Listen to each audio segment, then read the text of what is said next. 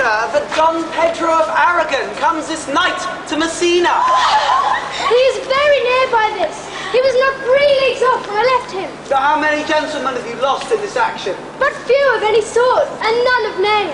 Victory is twice itself when the achiever brings home full numbers. I find here that Don Pedro hath bestowed much honour upon a young Florentine called Claudio. Much deserved on his part, and equally remembered by Don Pedro. He hath borne himself beyond the promise of his age, doing in the figure of a lamb the feats of a lion. He hath indeed better expectation than you must expect of me to tell you how. He hath an uncle here in Messina, will be very much glad of it. I have already delivered him letters, and there appears much joy in him. Even so much that joy could not show itself modest enough without a badge of bitterness. Did he break out into tears? In great measure. A kind overflow of kindness. There are no truer faces than those so want. How much better is it to weep at joy than to joy at weeping? I pray you, is Signor Mountanto returned from the wars or no? I know none of that name, lady. What is he that you ask for, niece? My cousin means Signor Benedict of Padua.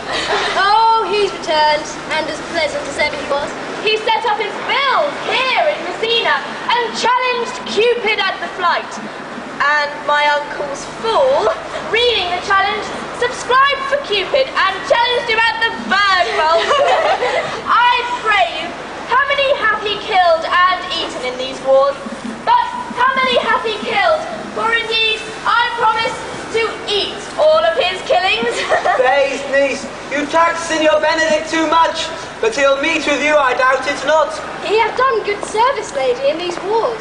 You have musty victual, and he hath holp to eat it. He is a very valiant trencher man. He hath an excellent stomach. And a good soldier too, lady. And a good soldier to a lady. But what is he to a lord? A lord to a lord, a man to a man, stuffed with all honourable virtues. It is so indeed. He is no less than a stuffed man. But for the stuffing, well, we are all mortal. You must excuse my niece. A kind of merry war exists between her and Signor Benedict. They never meet, but there's a skirmish of wit between them. Alas, he gets nothing by that. In our last conflict, 4 of his 5 wits went halting off, so is the whole man governed with 1. So that if he have wit enough to keep himself warm, let him bear it for a difference between himself and his horse. For it is all the wealth that he hath left to be known a reasonable creature. But I pray you, who is his companion now? He hath every month a new sworn brother. Is it possible? Very easily possible. He wears his faith, but as the fashion of his hat. It ever changes with the next blot. See, lady, the gentleman is not in your books. No, and he were, I would burn my study. But who is his companion now? He hath every month a new sworn brother. He is most in the company of the right noble Claudio. Oh, Lord! He will hang upon him like a disease. He is sooner caught than the pestilence, and the taker runs presently mad.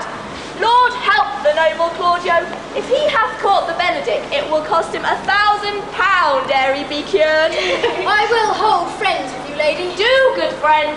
You will never run mad, niece? No, not till a hot January. Don Pedro is approached.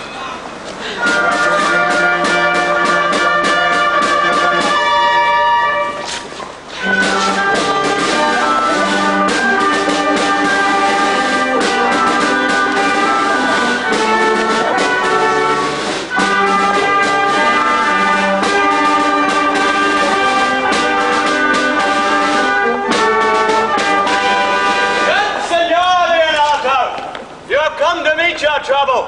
The fashion of the world is to avoid cost, and you encounter it. Oh, comes no trouble to my house in the likeness of your grace. For trouble being gone, comfort should remain. But when you depart from me, happiness takes its leave and sorrow abides. You embrace your charge too willingly. I think this is your daughter. Her mother has many times told me so. Were you in doubt, sir, that you asked her? Oh, I said, Your Benedict, no, for then you were a child. You have it full, Benedict. We may guess by this what you are, being a man. Truly, the lady fathers herself. Be happy, lady.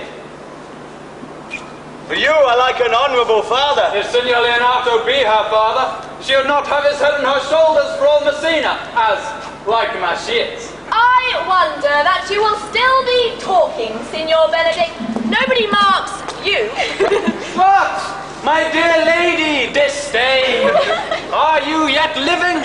Is it possible Disdain could die when she has such meat food to feed her as Signor Benedict? Courtesy itself must convert Disdain if you come in her presence. Then is courtesy a time good, but it is certain I'm loved of all women, only you excepted. And I would I could find it in my heart that I have not a heart, for truly I love none. A dear happiness to women. They else would have been troubled with a pernicious suitor. I, thank God and my cold blood, I am of your humour for that. I had rather hear my dog bark at a crow than a man swear he loves me.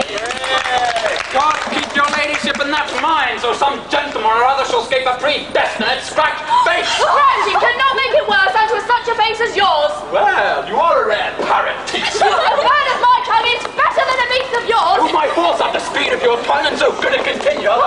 Keep your way, in God's name. I have done. You always end with a jay's trick.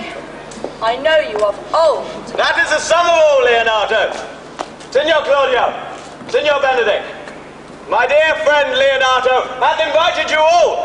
I tell him we shall stay here at least a month, and he heartily prays some occasion may detain us longer. I dare say he is no hypocrite, but prays from his heart. If you swear, my lord, you will not be forsworn. My lord, I bid you welcome. Be reconciled to the prince, your brother. I owe you all duty. Why, thank you. I am not a man of many words, but I thank you. Please it, your grace. Lead on. Your hand, Leonardo. We will go together.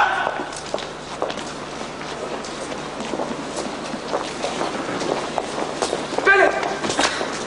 Dost thou note the daughter of Signor Leonardo? I noted her not, but I looked on her. Is she not a modest young lady? Do you question me as an honest man should do for my simple, true judgment, or would you have me speak according to my custom as being a professed tyrant to their sex? No, I pray thee speak in a sober judgment. Why, in fact, methinks she's too low for a high praise, too brown for a fair praise, and too little for a great praise. Only this one commendation can I afford her, that were she other than she is, she were unhandsome, and being no other but as she is, I do not like her. Thou thinkest I am in sport? I pray thee, tell me truly how thou likest her. Did you buy her than to inquire after her? Can the world buy such a jewel? Yea, and a case to put it into.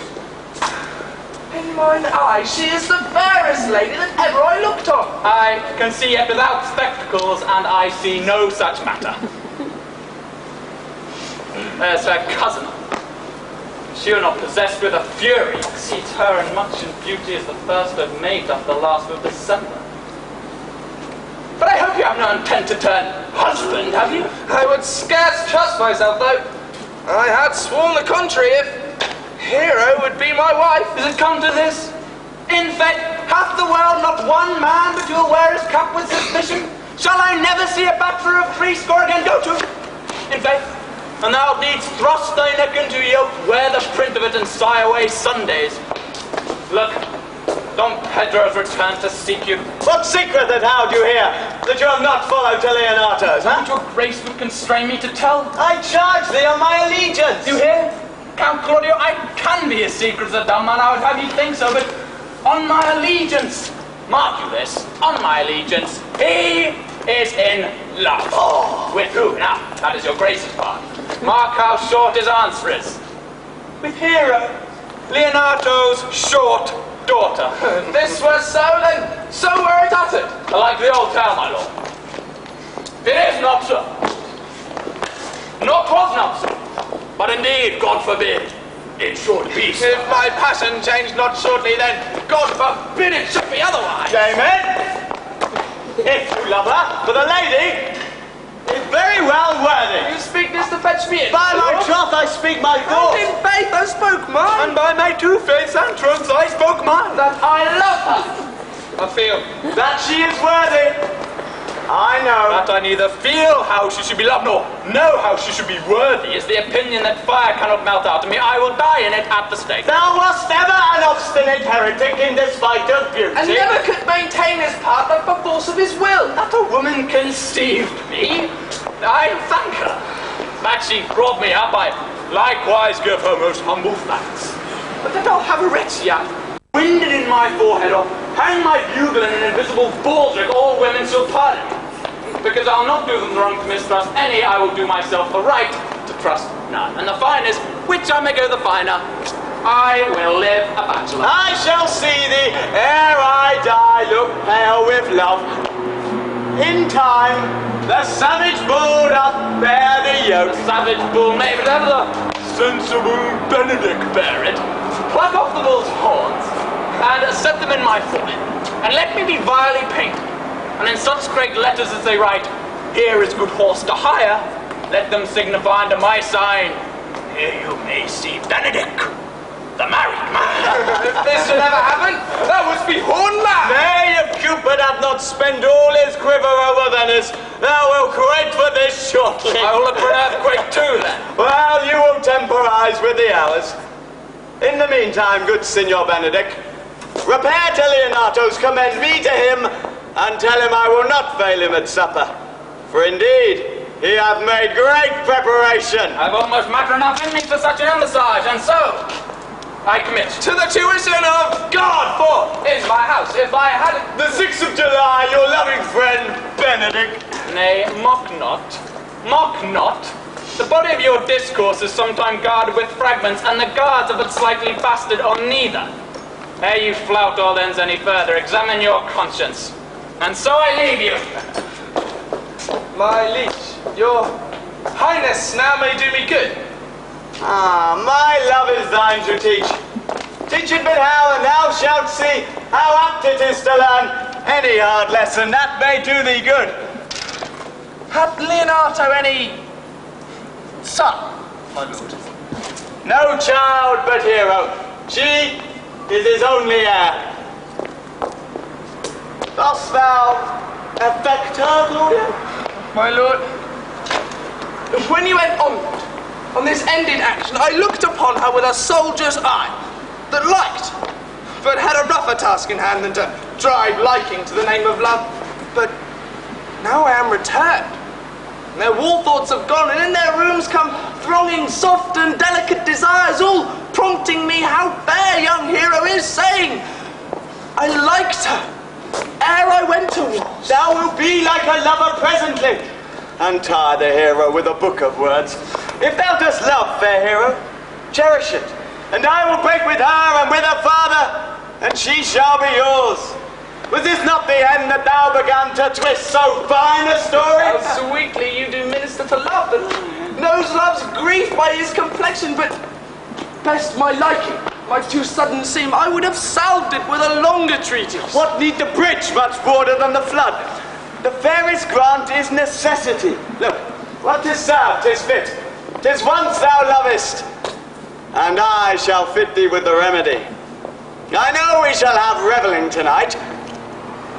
I shall assume thy part in some disguise, and tell fair hero, I am Claudio.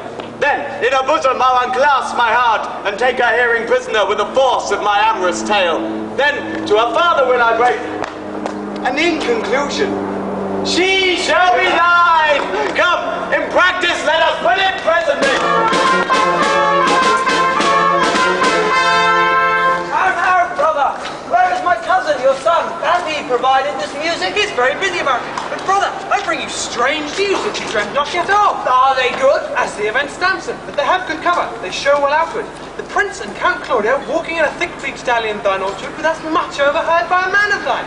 The Prince did discover to Claudio that he loved my niece, your daughter, and meant to acknowledge it this night in a dance. And if you found her accordant, meant to take the present time by the top and break with you instantly of it. Hath the fellow any wit that told you of this? Aye, a good sharp fellow. I will send for him and question him yourself. No, we will hold this as a dream until it appear itself. But I will acquaint my daughter with all. If peradventure it be true, she be better prepared for an answer. Go you and tell her of it. Have a care this busy time.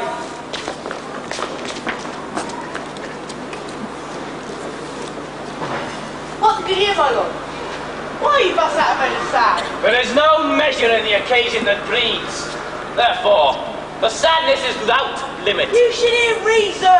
And when I have heard it, what blessing brings it? If not a present remedy, at least a patient sufferance. I wonder that thou, being as thou sayest thou art born under Saturn, goes about to apply a moral medicine to a mortifying mischief. I cannot hide what I am. I must be sad when I have cause and laugh at no man's jests. Eat when I have stomach and wait for no man's leisure. Sleep when I am drowsy and tend on no man's business. Laugh when I am merry and claw no man in his humour. Yea, but you must not make full service, as he may do it without controlment. You have of late stood out against your brother, and he has taken you newly into his way. But it is impossible. You usually take his true route, but by the fair weather you make yourself. It is needful that you frame the season of your own harvest. I'd rather be a canker in a hedge than a rose in his grace. But it better fits my blood to be disdained of all than to fashion a carriage to rob love from any. In this, though, it cannot be said that I am a flattering honest man, yet it must not be denied that I am a plain-dealing villain. I am entrusted with a muzzle and enfranchised with a clog. Therefore, I have decreed not to sing in my cage. If I had my mouth, I would bite. If I had my liberty, I would do my liking. In the meantime, let me be that I am, and seek not to alter me. Can you make no use of your discontent? I make all use of it, for I use only it. Who comes here? I came yonder from a great supper. The Prince, your brother, is royally entertained by Leonardo. And I can give you news of an intended marriage. Will it serve for any model to make mischief on? Who is he for a fool that betroths himself to unquietness? Marry, it is your brother's right hand. Who? The most exquisite Claudio. Even he. A proper squire. And who? But which way looks he? On Hero, the daughter and heir of Leonardo. A very forward march, chick. How came you to this? I whipped me behind the arbour, and there heard it agreed that the Prince should woo Hero for himself, and having obtained her, give her to Claudio. Come, let us thither, for this may prove food for my displeasure. That young starter, before the glory of my overthrow. If I can cross him in any way, I will bless myself every way. You both are sure and will assist me? To the death, my lord. Come, let us to the great supper, for their cheer is greater than I am subdued. Would were the cook had my mind. Shall we go prove what's to be done? We'll wait upon your lordship.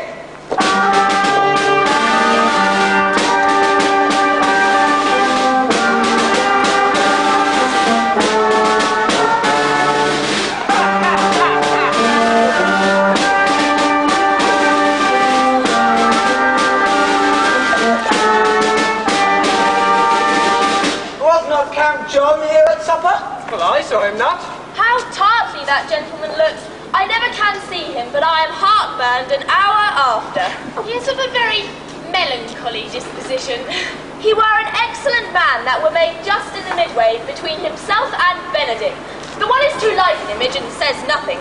The other too like my lady's eldest son, evermore tuttering. Then half Signor Benedict's mouth in Count John's tongue, half Count John's melancholy in Signor Benedict's face. With a good leg and a good foot and money enough in his purse, such a man would win any woman in the world, if he could get her goodwill. Faith, niece, thou wilt never get thee a husband if thou be so shrewd of thy tongue. In faith, she is too cursed. Too cursed is more than cursed. I shall lessen God's sending that way.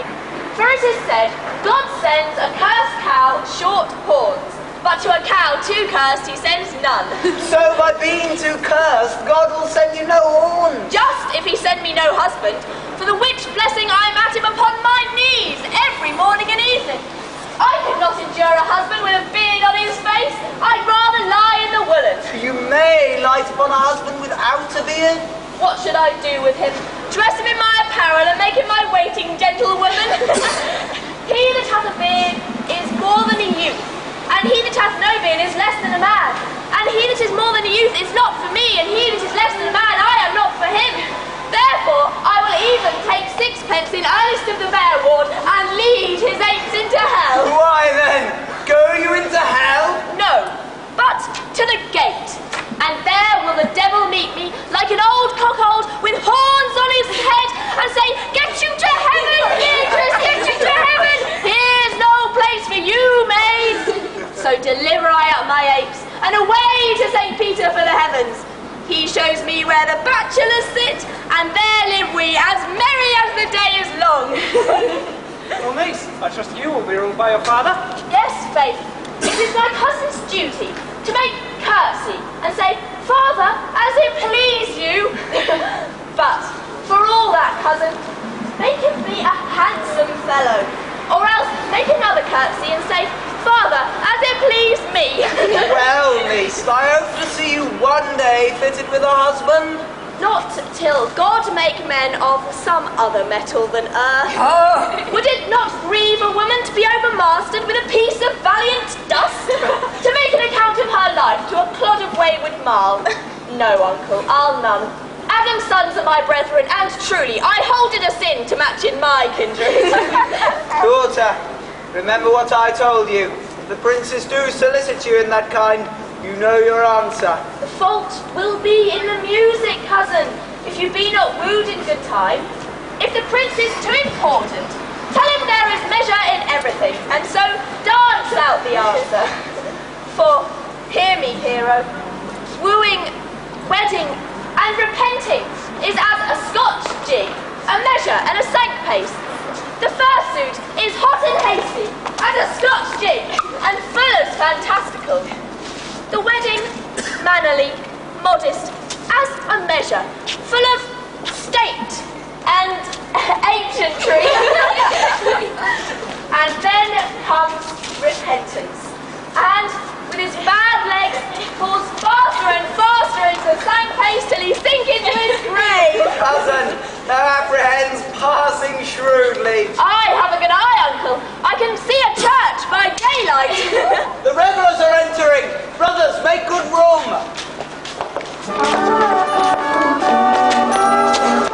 Lady, will you walk about with your friend? So you walk softly and look sweetly and say nothing. I am yours for the especially when I walk away. With me in your company?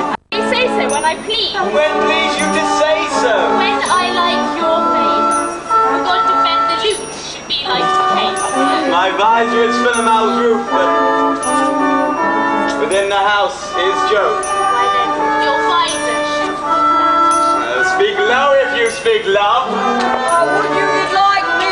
So and not I, for your own sake, for I have many ill qualities. Which is what? I say my prayers aloud. I love you the better, for hearers may cry, Amen. God match me with a good dancer. Amen? God keep him out of my sight when the dance is done. Answer, clerk. No more words. The clerk is answered. I know you well enough. You are Senor Antonio. Not a word, I am not. I know you by the writing of your head. To tell you true, I counterfeit him. You could not do him so ill well if you were not the very man himself. Here's his dry hand, up and down. You are he, you are he. Not a word, I am not. Come, come, to think I do not know you by your excellent wit. How dares you hide yourself? Go to mum, you are he. Rest will appear, there's name. Will you not tell me who told you so? No, you shall pardon me. Nor will you tell me who you are? Not now. That I was disdainful, and that I had my good wit from the 100 merry tales? Well, this was Signor Benedict that said so. What's he? Do you not know him? Not I, believe me. Did he never make you laugh? I pray you, what is he? Why, he is the prince's jester, a very dull fool. His only gift is in devising impossible slanders. None but libertines delight in him.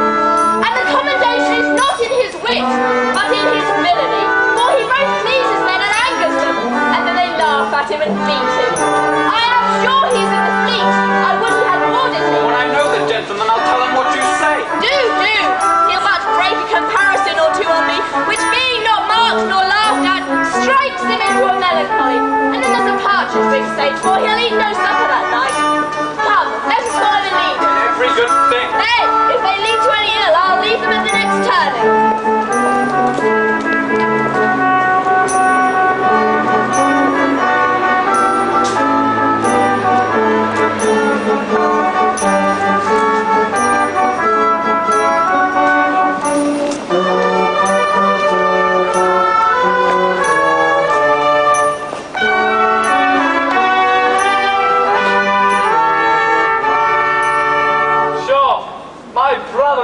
On Hero and hath withdrawn her father to break with him about it. The ladies follow, but one visor remains. That is Claudio. I know him by his bearing. Honour to Signor Benedict. You know me well. I am he. Signor, you are very near my brother in his love. He is enamoured with Hero. I pray you, dissuade him from her as she was no equal to his birth. You may do the honest man in this. How know you he loves her? I heard him swear his affection. And so did I. And he swore he would marry her tonight. Come, let us to the great banquet. Thus answer I in the name of Benedict. But hear these ill news with the ears of Claudio. 'Tis certain so, the prince woos for himself. Friendship is constant in all other things save in the office and affairs of love. Therefore all hearts in love use their own tongues and negotiate with no agent. For beauty is a witch, against whose charms faith melteth into blood. This is an accident of hourly proof which I mistrusted not, and so farewell, Hero. Come, Claudia! Yea, the same. Come! Will you go with me? Whither? Even to the next willow about your own business, County. What fashion will you wear your garland of? About your neck like a usurer's chain, or under your arm like a lieutenant's scarf? You must wear it one way, for the prince hath got your Hero! I wish him joy of her. Why? Has spoken like an honest drovier, so they sell bullocks. But did you think the prince would have served you thus? I pray you leave me. Well, now you strike like the blind man. 'Twas the boy that stole your meat, and you beat the post. It will not be. Then I'll leave you. Alas, poor herd fowl, now we creep into sedges. But that my lady Beatrice should know me and not know me, the prince's jester. Ha! It may be that I go under that name because I'm married. Hey, but so am I apt to do myself wrong. I'm not so reputed. It is the base, though bitter disposition of Beatrice that puts the world into her person and so gives me up. Well, I'll be revenged as I may. Hello now, Signor. Where's the Count? Did you see him? Troth, my lord, I have played the part of Lady Fame. I found him here as melancholy as a lodge in a warren. I told him, and I think I told him true, that your grace had got the goodwill of the young lady, and I offered him my companionship to a willow, either to fashion him up a garland as being forsaken, or to bind him up a rod as being worthy to be whipped. To be whipped? What's his fault? The flat transgression of a schoolboy, my lord, who, being overjoyed with finding a bird's nest, lends it his companion, and he steals it. Wilt thou make a trust to transgression? The transgression is in the stealer! Yet it had not been amiss the rod had been made, and the garland too, for the garland he would have worn himself, and the rod he would have bestowed on you, who, as I take it, has stolen his bird's nest. I will but teach them to sing, and restore them to the owner. If their singing answer your saying, by my faith, you say honestly. The Lady Beatrice hath a quarrel to you. The gentleman that danced with her told her that she was much wronged by you. Oh, she misused me, passing her into a block. An oak with one green leaf on it would have answered. She told me, not thinking I had been myself, that I was the prince's jester. That I was duller than a great Thor, huddling jest upon jest with such impossible conveyance. I stood like a man at a mark with the whole army shooting at me. She speaks poignards and every word stabs. If her breath were as terrible as her terminations, there were none living near her, she would infect to the North Star. I would not marry her, though she were endowed with all Adam had left him before he transgressed. She would have made Hercules have turned spit, yea, and have cleft this club to make the fire too. Come, talk not of her. Do you fight the infernal laughing good upon I would to God. So some scholar would conjure her. The certain while she is here, a man may live as quiet in hell as in a sanctuary. And indeed, people sin upon purpose that they would go thither.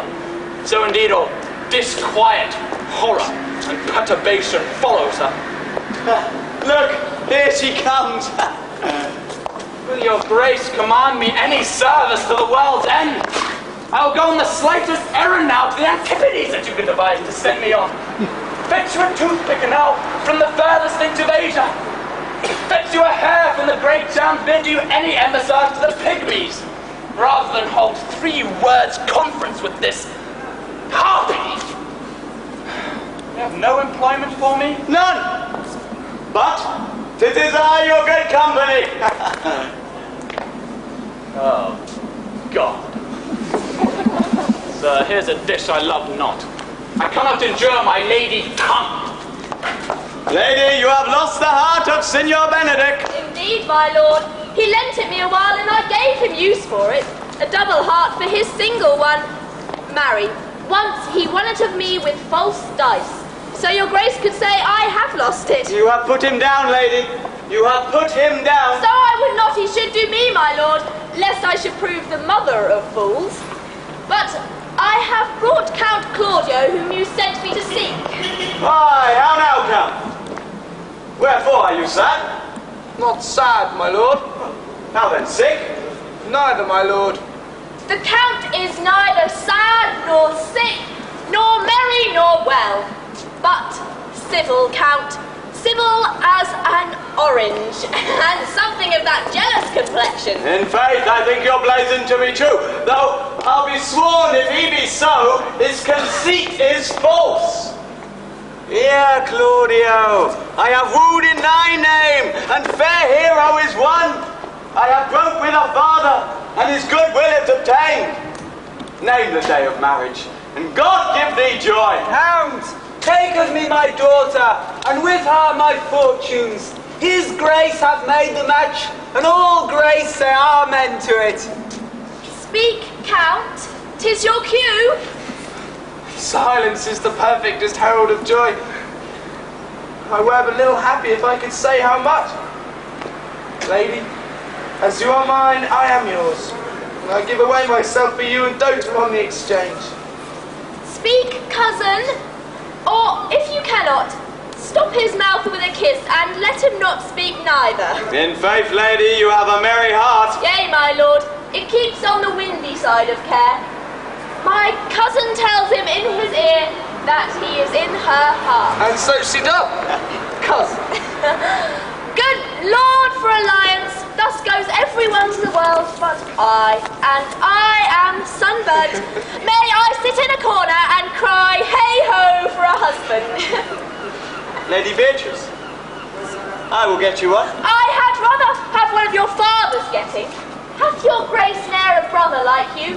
Your father got excellent husbands if a maid could come by them.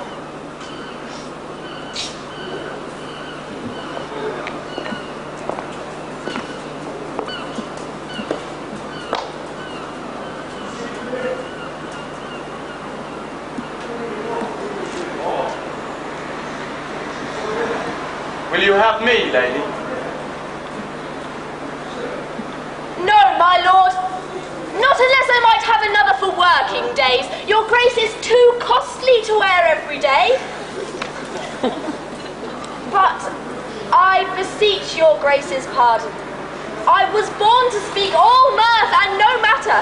Your silence most offends me. Be merry best becomes you. For out of question you were born in a merry hour. Nay, my lord, my mother cried. But then a star dance, and under that I was born. Cousins, God give you joy. Niece, will you look to the things I told you of? I cry your mercy, uncle, by your grace's pardon. Am I troth? Pleasant-spirited lady. There's little of the melancholy element in her. She's never sad, but when she sleeps, and sometimes not even then, for I've heard my daughter say that she's often dreamt of unhappiness and waked herself with laughing.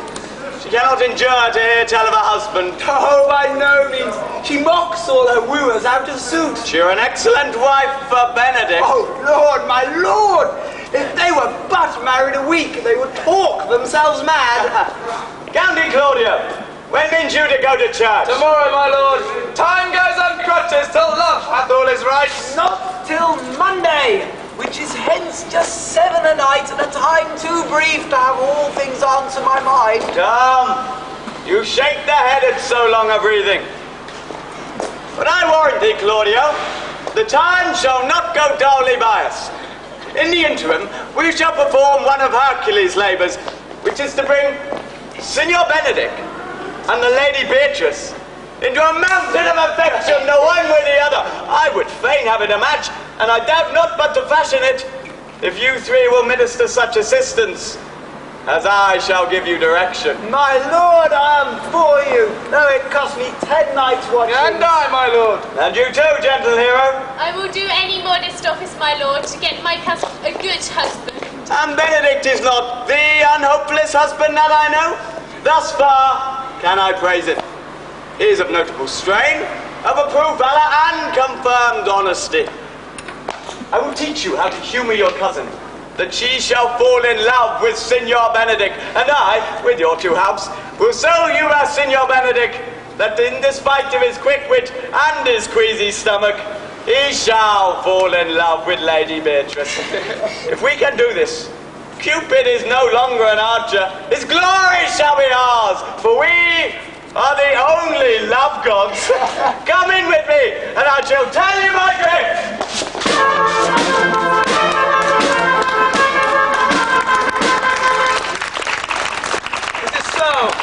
The Count Claudio is to marry the daughter of Leonato.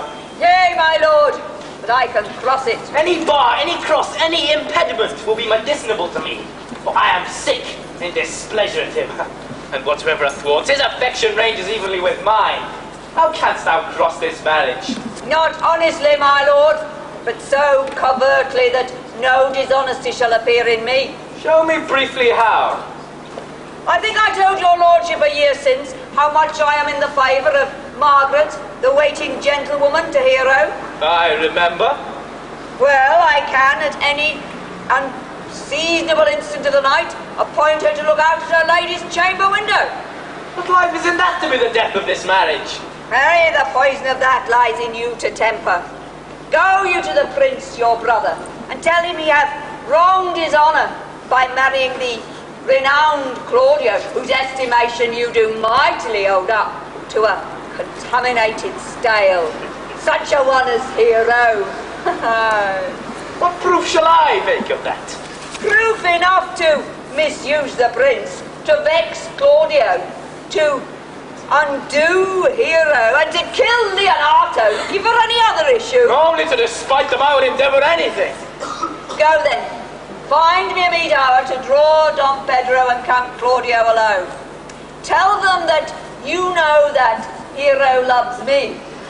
Intend a kind of zeal unto the prince and Count Claudio, as in love of your brother's honour, who hath made this match, or his friend's reputation, that is likely to be cozened by this semblance of a maid, that you have discovered thus. They'll scarcely believe this without trial. Therefore, offer them instances which shall bear no less likelihood than to see me at a chamber window. Hear me call Margaret Hero, hear Margaret to me Claudio, and this the very night before the intended marriage. I shall so fashion it that Hero shall be absent, and there shall appear such seeming truth in Hero's disloyalty that jealousy shall be called assurance, and all the preparations overthrown. Grow this to what adverse issue it can be, and I will put it into practice. Be you cunning in the working of this, and thy fee shall be 1,000 ducats. Oh, be thou constant in the accusation, and my cunning shall not shame me. For I will go presently learn day of their marriage.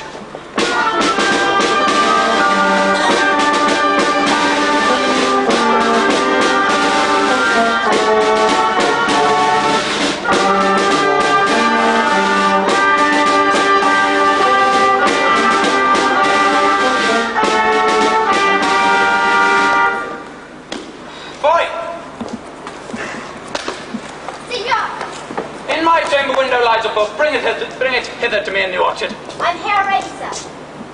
I know that. But I would have thee hence and here again. I do much wonder that one, seeing how much another man is a fool when he dedicates his behaviours to love, will, after he hath laughed at such shallow follies in others, become the argument of his own scorn by falling in love. And such a man is Claudius. I have known when there was no music with him but the drum and the fife. And now he'd rather hear the table and the pipe. He was wont to talk 10 mile afoot to see a good armour. And now will he lie 10 nights awake, carving the fashion of a new doublet. He was wont to talk plain, and to the purpose like an honest man and a soldier. And now is he turned orthogonal.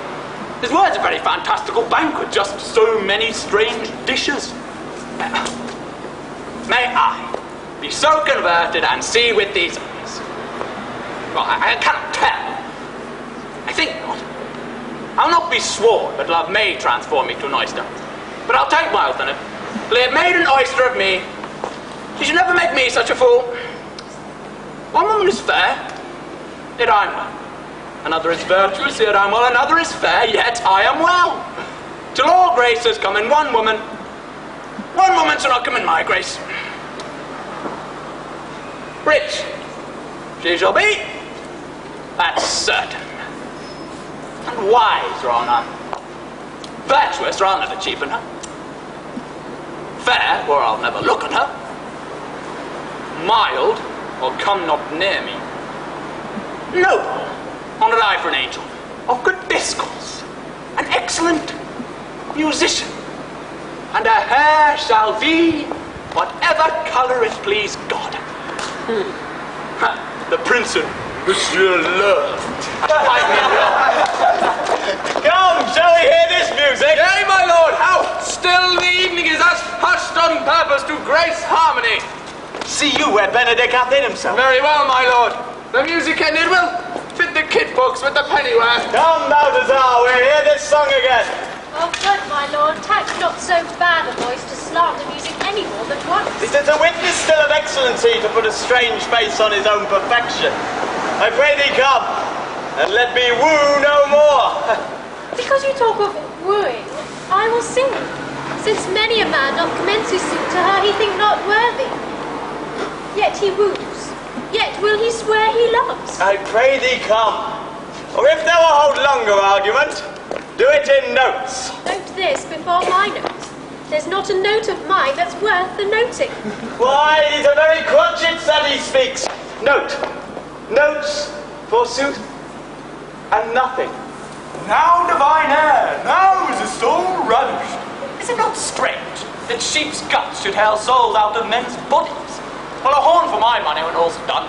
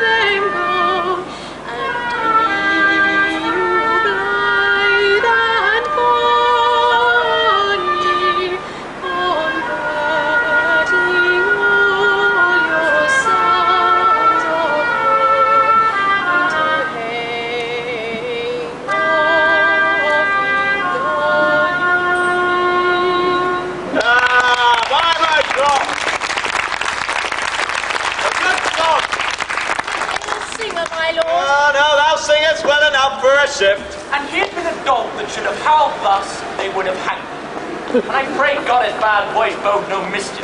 I had as leave her the night raven come with a plague could have come after it. Ye marry, dost thou hear, Balthazar? Get us some excellent music. For tomorrow night, we would have it at the Lady Hero's chamber window. The best I can, my lord. Do so. Farewell. Come hither, Leonardo. What was it you told me of today? That your niece Beatrice is in love with Benedict? Oh, aye, stalk on, the foul six. I never did think that woman would have loved any man. No, nor I neither, but most wonderful that she should dote so on Signor Benedict, whom she having no outward behaviour seemed ever to abhor. Is it possible? Sits the wind in that corner? By my troth, I know not what to think but she loves him with enraged affection. It is past the infinite of thought. Maybe she did but counterfeit. Faith, like enough. Oh, God, counterfeit? There was never a counterfeit of passion came so near the light of it as she discovers it.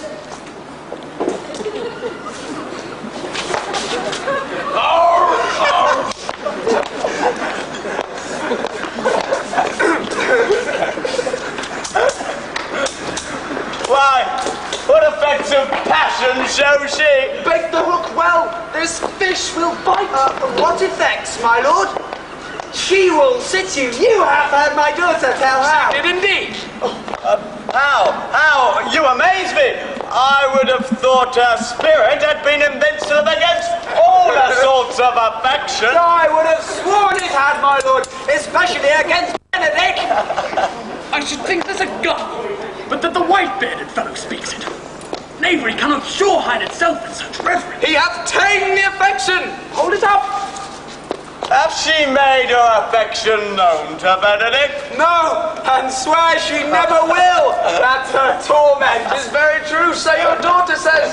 Shall I, that have so often encountered him with scorn, write to him and tell him that I love him? This says she now, when she is beginning to write to him.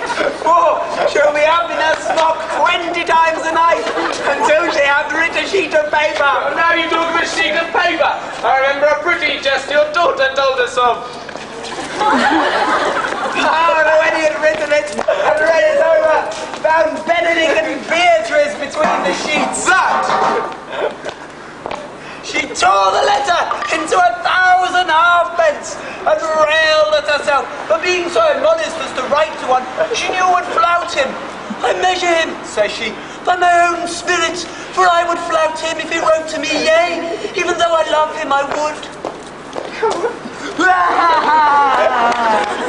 And then, down upon her knees she falls, weeps, sobs, pulls her hair, beats her heart, prays, curses, sweet Benedict!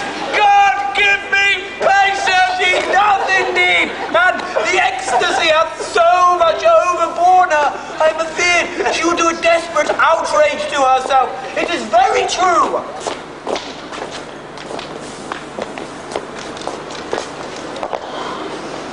It were good that Benedict knew of it by some other, if she will not discover it. To what end? He would make for sport and torment the poor lady worse. And he should. It were an arms to hang him, for she's an excellent sweet lady, and out of question, she is virtuous.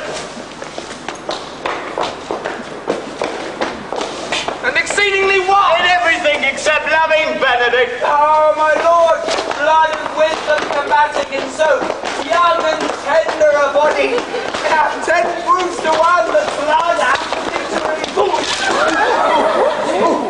I am sorry for her, as I have just cause, being her uncle and her guardian. I wish she had bestowed this dotage on me. I would have daffed all other respects and made her half myself.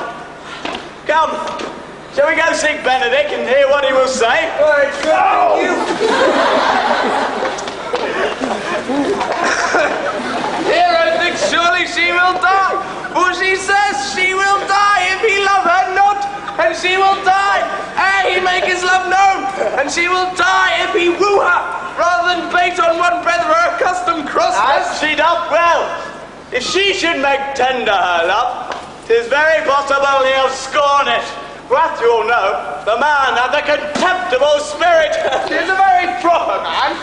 He doth indeed have a good outward happiness Before God, and I take him to be wise. He doth indeed show some sparks of our like wit.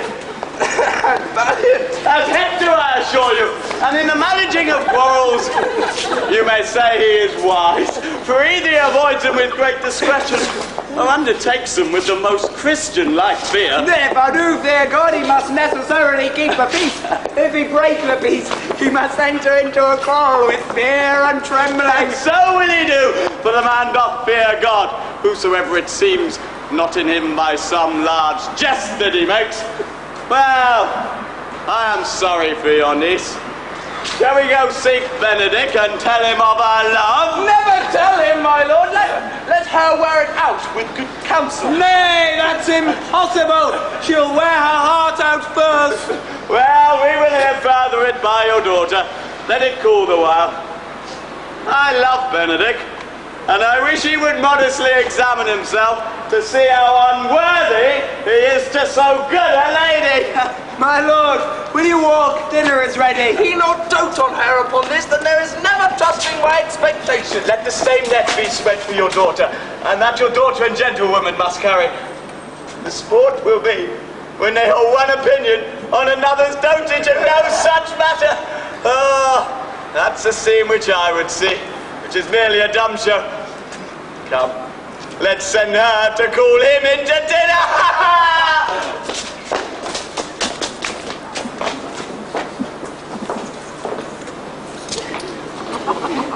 This can be no trick. The conference was sadly born. They have the truth of this from Hero. They seem to pity the lady. It seems her affections have their full bent. Love me? Why, it must be requited. I hear why I am such. They say I will bear myself proudly if I perceive the love come from her. They say also that she will rather die than show any sign of affection. I must not seem proud. Happy are they that hear their detractions and can put them to bed. They say the lady is fair, 'tis a truth, I can bear them witness. And virtuous, 'tis so I cannot reprove it. And wise, but for loving me, I might so. It is no great addition to her wit, nor no great argument to her folly, for I will be horribly in love with her. I may chance have some odd quirks and remnants of wit broken on me because I've railed so long against marriage, but doth not the appetite alter? A man loves the meat he cannot endure in his youth that he likes in his age. Shall these quips and sentences and paper bullets of the brain or a man from the career of his humour? No! The world must be peopled! When I said I would die a bachelor, I did not think I'd live till I were married. Here comes Beatrice. By this day, she's a fair lady. And despite some marks of love in her. Against my will, I am sent to bid you come in to dinner. Fair! Beatrice! I thank you for your pains. I took no more pains for those thanks than you take pains to thank me. If it had been painful, I would not have come. You take pleasure, then, in the message. No more pleasure than you may take upon a love's point and choke a door withal. You have no stomach, signor. Fare ye well. Ha! Against my will, I am sent to bid you come in to dinner. There's a double meaning in that. I took no more pains for those thanks than you take pains to thank me. Why? That's as much to say any pains I take for you are as good as thanks. If I do not take pity on her, I'm a villain. If I do not love her, I'm a Jew. I will go get her picture!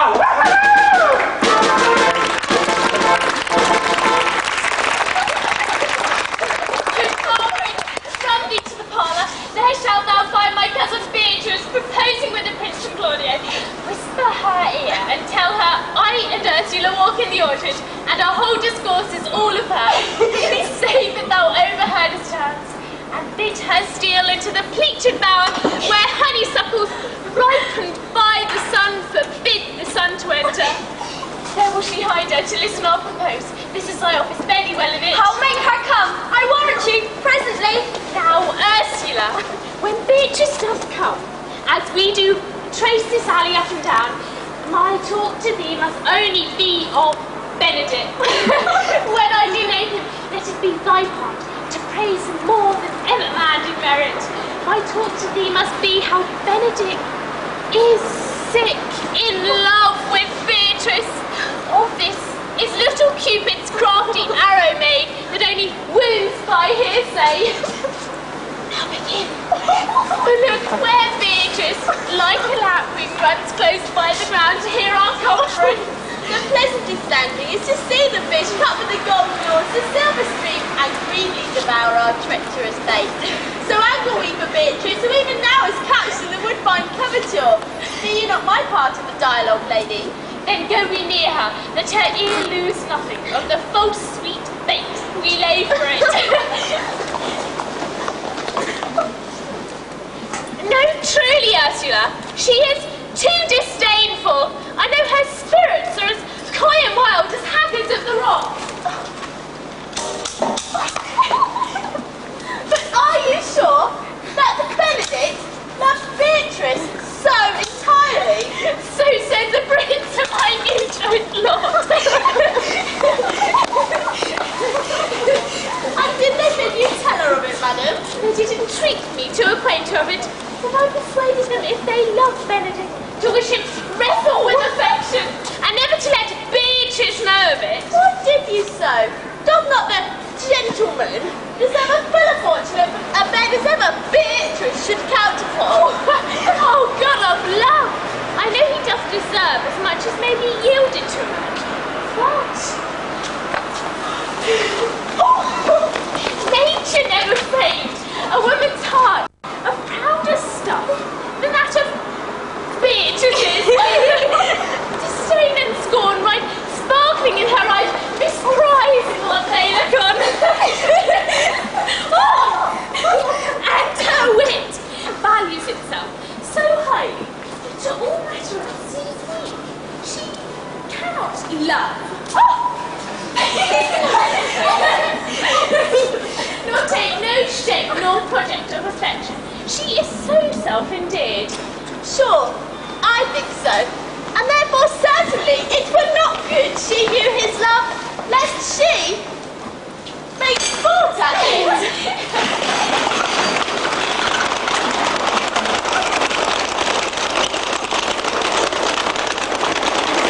Why? You speak truth. I never saw a man, how wise, noble, young, how featured, but she would spell him backwards. If fair-faced, she would swear the gentleman should be her sister. If black, white, nature drawing him an antique made foul blot. If tall, a lance ill-headed. If low, an agate very vilely cut. If speaking, why, a vein blown with all winds. If silent, a blot moving. So turns she. If be man, the wrong side out. Never give me simpleness, and virtue each truth and merit purchasing. Sure. Such carping is not commendable.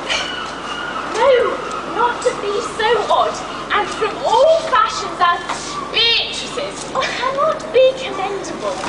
But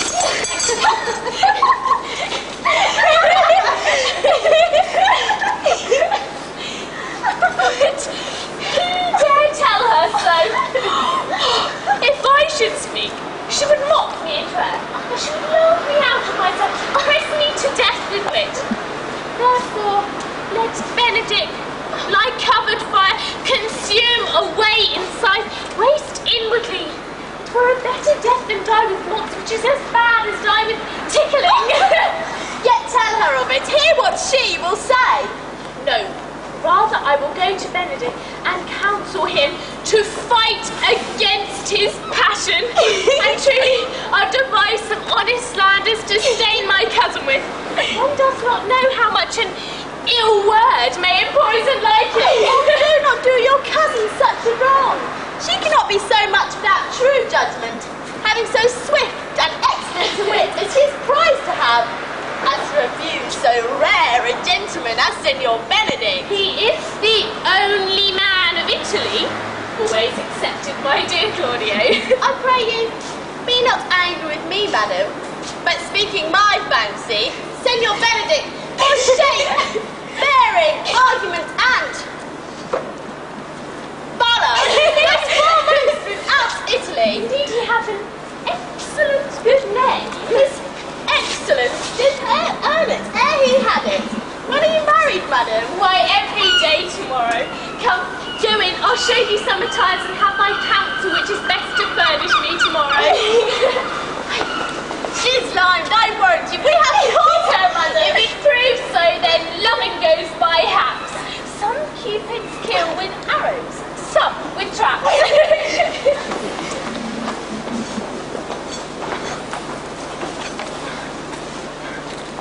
What fire is in mine ears?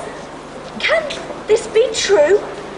Stand I condemned for pride and scorn so much? Contempt, farewell, and maiden pride, adieu, no glory lives behind the back of such. And Benedict, love on! I will requite thee, taming my wild heart to thy loving hand. For if thou dost love, my kindness shall incite thee to bind our loves up in a holy band. For others say thou dost deserve, and I believe it better than reportingly. I do but stay till your marriage be consummate, and then go I towards Aragon. I'll bring you thither, my lord, if you'll vouchsafe me. Nay, that would be a greater soil in the gloss of your new marriage. To show a child his new coat, and forbid him to wear it. Nay, I will only be bold with Benedict for his company, for from the crown of his head to the sole of his foot, he is all myrrh. He has twice or thrice cut Cupid's bowstring, and the little hangman dare not shoot it in again. He hath a heart as sound as a bell, and his tongue is a clapper. For what his heart feels, his tongue speaks. Gentles, I am not as I have been. So say I. Methinks you are sadder. I hope he be in love. Oh, hang him, truant! There's no true drop of blood in him to be truly touched with love. If he be sad, he wants money. I have the toothache. Draw it. Hang it. You must hang it first and draw it afterwards. What sigh for a toothache? Where is but humour or a word? Everyone can master a Greek, but he that has it. Yet say I, he is in love. Nay, there are no appearances of fancy in him. Unless they be fancy, their strange disguises. He not be in love with some woman. Then there is no believing old signs. Brushes his hat o' mornings, eh? What would that be? Hath not any man seen him at the barber's? No, but the barber's man hath been seen with him, and the old ornament of his cheek hath already stuffed tennis balls. Indeed, he looks younger than he did by the loss of a beard. Nay, rubs himself with civet chicken smelling out butter. Oh, that's as much to say the sweet youth's in love. Nay, the greatest notice is in his melancholy. And when does he want to wash his face? Yeah, he ought to paint himself, for the which I hear they say of it. And his jesting spirit is now crept into a loose thing and is now governed by snuff. Indeed, that tale's a heavy tale for him. Conclude.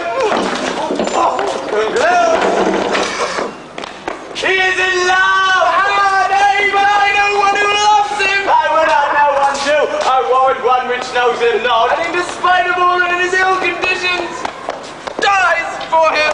He shall be buried face upwards. Yet this is no charm for the toothache. Hold, senor, walk aside with me. I've 8 or 9 wise words to speak in your ear, which these hobby faces must not. For my life, to break with him about Beatrice. 'Tis even so. Hero and Margaret have by this played their parts with Beatrice, and now the two bears will not bite one another when they meet. My lord and brother, God save you. Good then, brother. If your leisure served, I would speak with you. In private? If it please you, yet Count Claudio may hear, for what I would speak of concerns you. Why, what's the matter? means your lord should be married tomorrow. You know he does. I know not that when he knows what I know. I pray you, if there be any impediment, discover it. You may think I love thee not, let that appear hereafter. Aim better by me that I will now manifest, for in dearness, heart hath hope to effectual ensuing marriage. Surely sooth ill spent and labour ill bestowing. Why, what's the matter? I came hither to tell you, but circumstances shortened. She has been too long a talking of. The lady is disloyal. Who? Hero? Even she, Leonardo's hero, your hero, every man's hero. Disloyal? That word is too good to paint out her wickedness. I could say she were worse. Think you of a worse title, and I will fit it to it. May this be so? I will not think it. If you do not believe that you see, confess not that you know. But if you will follow me, I will show you enough. And when you have seen more and heard more, proceed accordingly. I see anything tonight why I should not marry her tomorrow. There, in the congregation where we should wed. I will shame her. And as I wooed for thee to obtain her, I will join with thee to disgrace her. I will disparage her no further till you are both my witnesses. Bear it coldly but till midnight, and let the issue show itself. No day untoward later. Oh, mischief strangely thwarting! Oh, plague right well prevented! So will you say, when you have seen the sequel.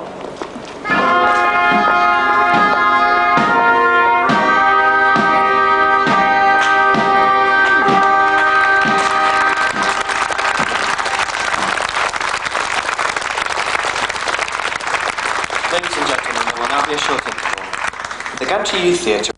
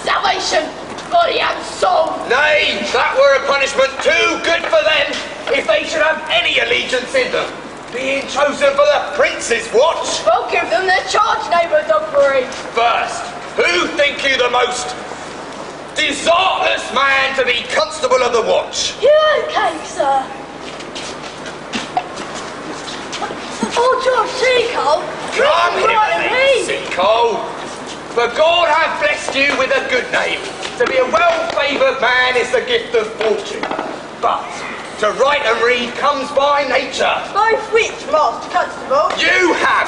I knew it would be your answer. Well, sir, for your favour, give God thanks, and make no boast of it. And as for your writing and reading, let them appear where there is no need of such vanity. You are thought to be the most senseless and fit man to be constable. Therefore, bear you the lantern. This is your charge. First, you must comprehend all vagrant men, and bid any man stand in the prince's name. How if he will not stand? Why then, take no note of him, but let him go, and presently call the rest of the watch together, and thank God that you are rid of a knave. If he will not stand when he is bidden, then he is none of the prince's watch. True, and they are to meddle with none but the prince's subjects. And also, you shall make no noise in the streets, but for the watch to babble and talk is most tolerable, and not to be endured. We will rather sleep than talk, sir. We know what belongs to a watch. Why? You speak like a most ancient and quiet watchman, for I cannot see how sleeping should offend. Only have a care that your bills be not stolen.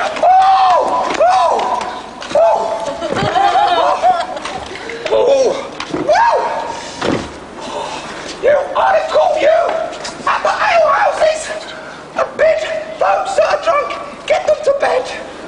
How if they will not?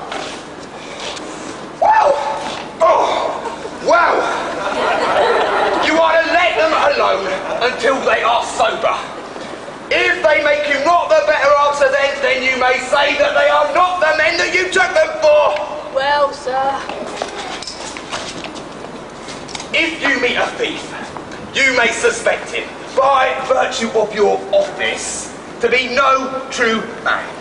Now, for such kind of men, the less that you make or meddle with them, the more is for your honesty. If we know him to be a thief, sir, shall we not lay hands on him? No, truly. By your office you may. But I think they that touch pitch will be defiled. The most peaceable way for you, if you do take a thief, is to let him steal out of your company. You have always been called a merciful man, partner. Truly, I would not hang a dog by my will, much more a man who have any honesty in him. If you hear a child cry in the night, you must call to the nurse and bid her still. How if the nurse be asleep and will not hear us? Why then, depart in peace, and let the child wake her with her crying. For the ewe that will not hear her lamb when it bleats will never answer a calf when he bays. 'Tis very true. This is the end of your charge. You, constable, are to present the prince's own person. If you meet the prince in the night, you may stay him. Nay, my lady, I think he cannot. Oh, 5 to 1 on with any man that knows the statutes. He may stay him. Marry, not without the prince be willing, for it is an offence to stay a man against his will, and the watch shall offend no man. My lady, I think it be so. Ha ha! Well, masters, keep your own counsels and your fellows, and be there any matter of weight chances, call me up. Come, neighbour!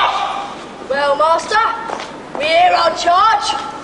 Let us go sit here upon this church bench until 2, and then all to bed. What word more, honest neighbours? I pray you, watch about Signor Leonato's door. For the wedding being there tomorrow, there is a great coil. Adieu. Be vigilant, I beseech you.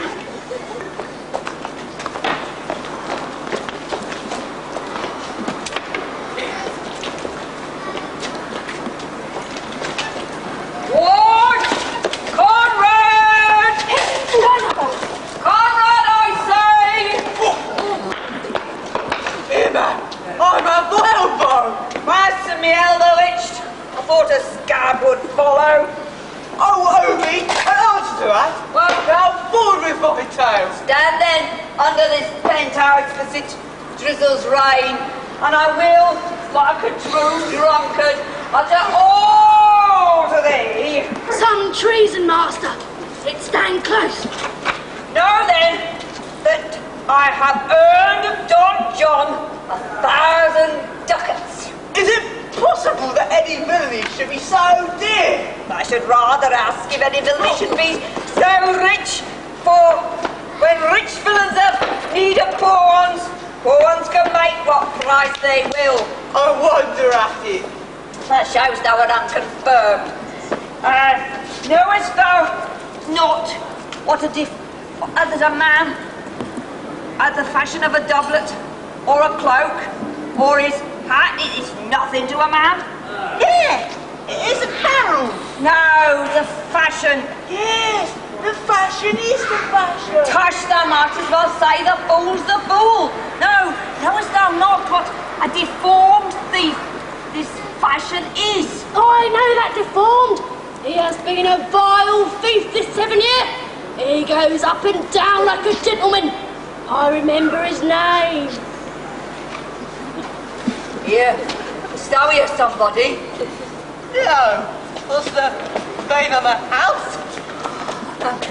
Well then, know that tonight I have wooed Margaret, the Lady Hero's gentlewoman, by the name of Hero. She leads me out at her mistress's chamber window, bids me 1,000 times good night. Tell this tale vilely. I should first tell thee of the prince and Claudio and my master, planted, placed and possessed by my master, Don John, so far off in the orchard, this amiable encounter. Thought they Margaret was hero. Two of them did, the Prince and Claudio.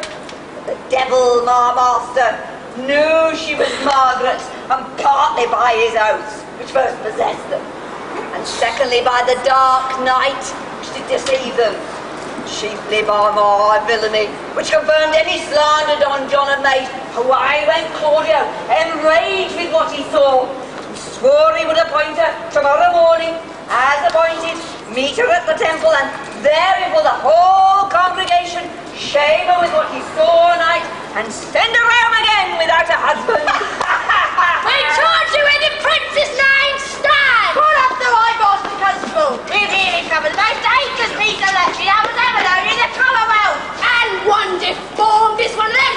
I know him, he wears a lock. Master! Great thing is far, I warrant you. Let us speak. We charge you, let us obey you to go with us.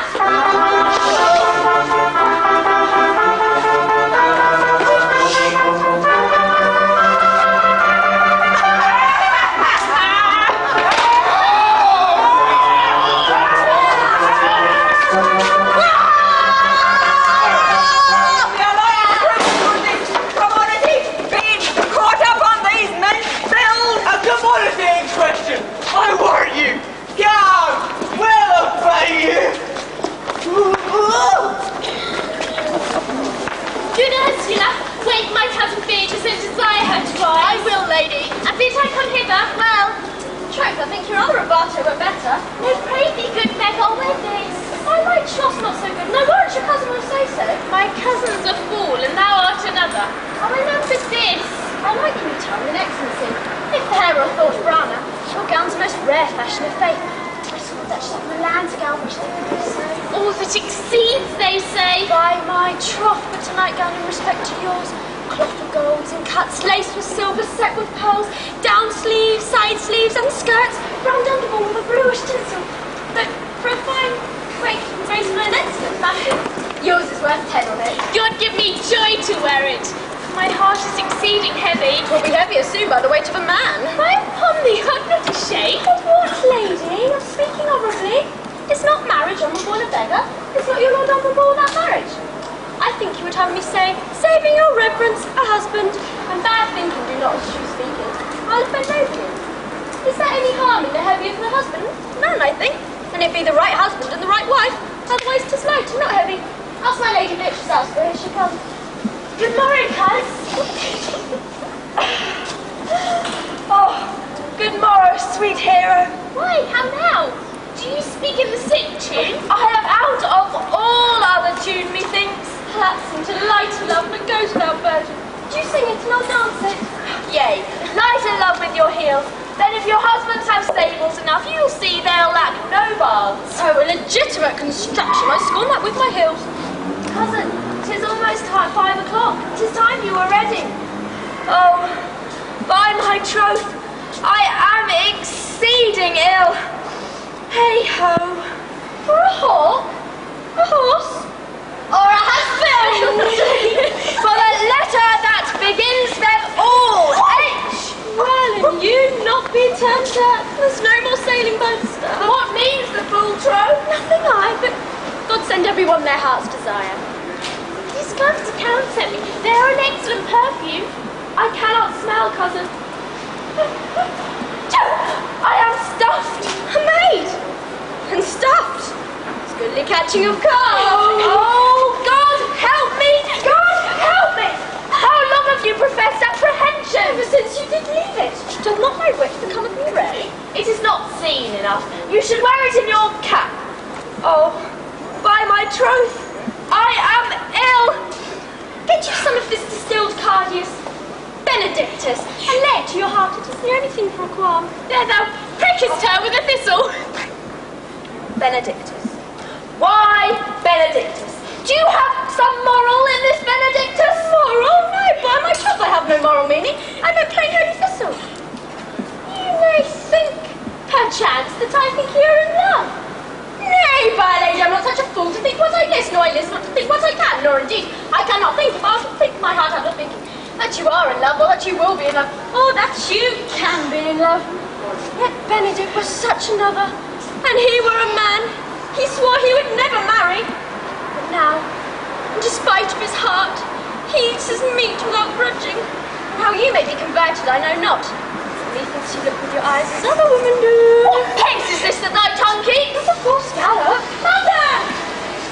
Withdraw! The prince, the count, Don John, and all the gallants of the town are come to fetch you to the church. Help me to dress, good Count, good Meg and Ursula.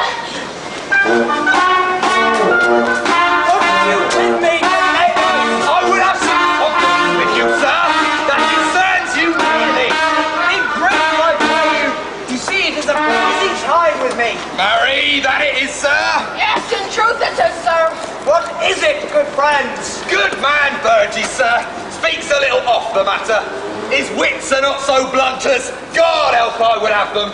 But, if faith, as honest as the skin between his brows. Yes, I thank God I am as honest as any man living. That is an old man, and no honester than I. Comparisons are odorous. Laborious, neighbour Burgess. Neighbours, you are tedious. It pleases your worship to say so. But truly, we are but the poor Duke's officers. But for mine own part, were I as tedious as a king, I could find it in my heart to bestow it all of your worship. All thy tediousness on me? Ah! Yea, and 'twere £1,000 more than it is. For I hear as good an exclamation upon your worship as of any man in the city. And though I be but a poor man, I am glad to hear it. And so am I. I would fain know what you have to say. Marry, sir, that I'll watch tonight, accepting the worship's presence.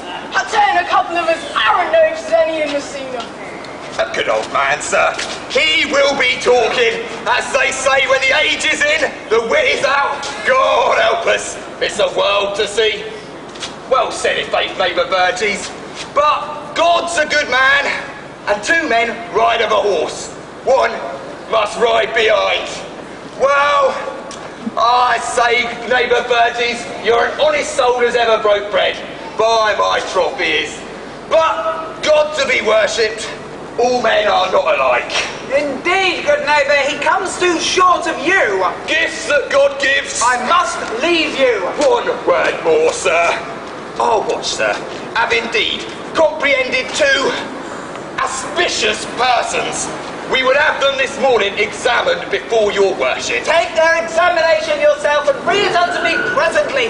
I am in great haste, as it may appear to you. It shall be sufficient. Drink some wine ere you go. Fare you well. My lord, they sent you to bring your daughter to her husband. I'll wait upon them. I am ready.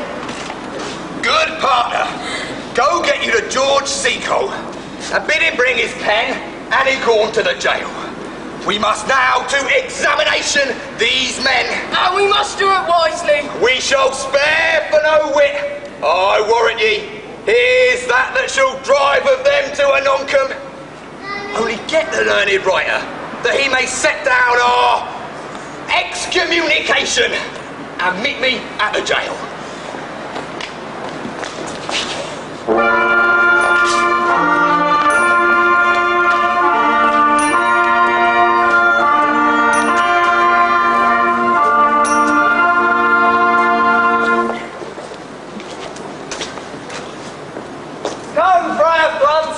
Be brief, only to the plain form of marriage. You may recount their particular duties afterwards. You come hither, my lord, to marry this lady. No, to be married to her. You come to marry her, friar. Lady, you come hither to be married to this king. I do. If either of you know any inward impediment why you should not be conjoined, I charge you on your souls to utter it. Know you any hero? None, my lord. No, you any count. I dare make his answer, none. What men dare do, what men may do, what men daily do, not knowing what they do. How now, interjections? Why then some be of laughing? Stand thee by, friar. But, by your leave, will you with free and unconstrained soul give me this maid, your daughter? As freely, son, as God did give her me. And what am I to give you back? whose worth can counterpoise this rich and precious gift? Nothing! Unless you render her again. Sweet prince, you learn me noble thankfulness. Leonardo, take her back again! Give not this rotten orange to your friend. She is but a sign, and a semblance of her honour. See how like a maid she blushes here. Comes not that blood as modest evidence to witness simple virtue?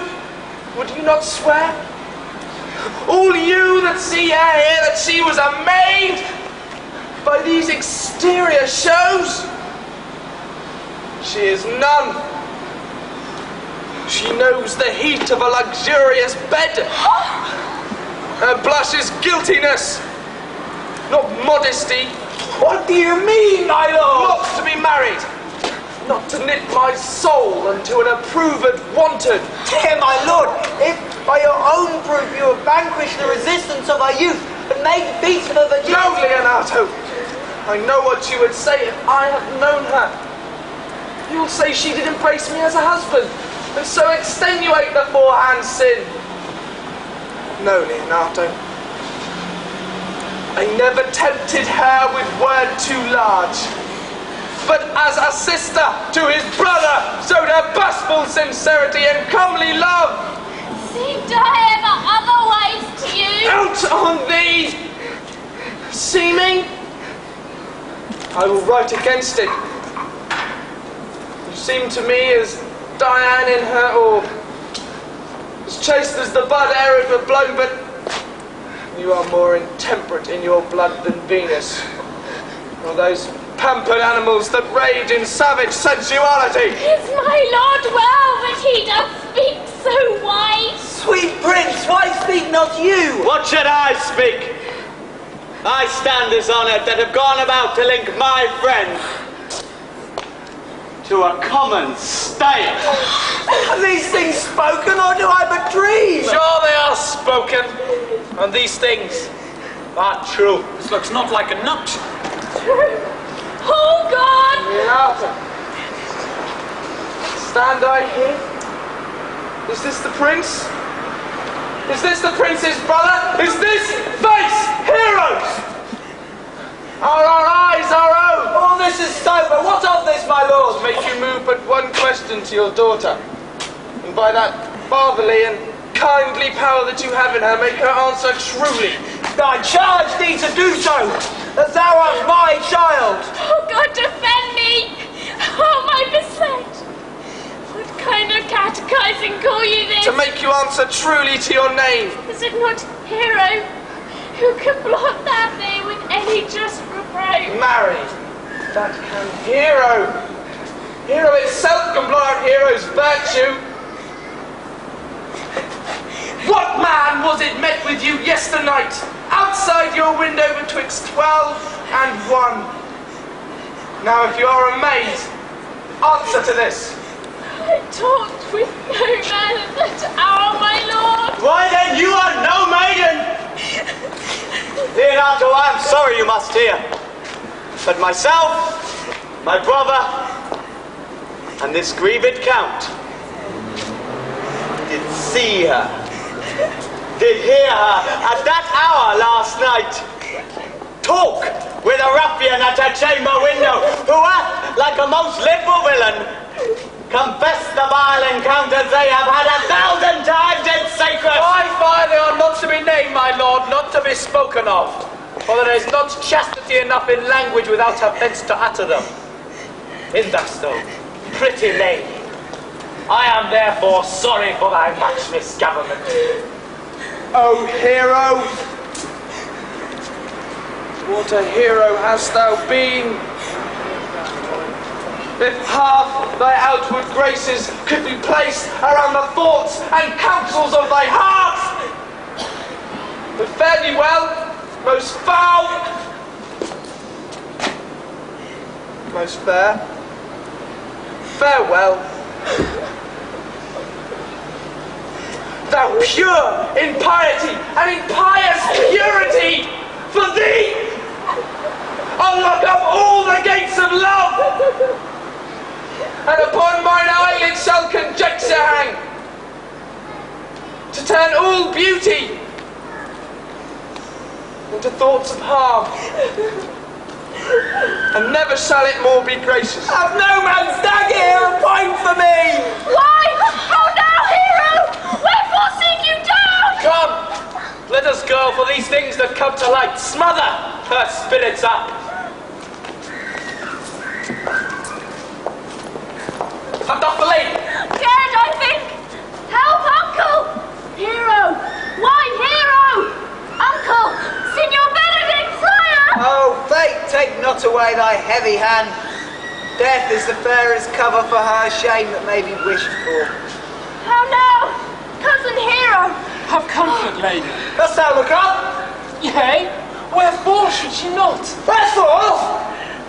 Wherefore should not every earthly thing cry shame upon her? Could she here deny that which is printed in her blood?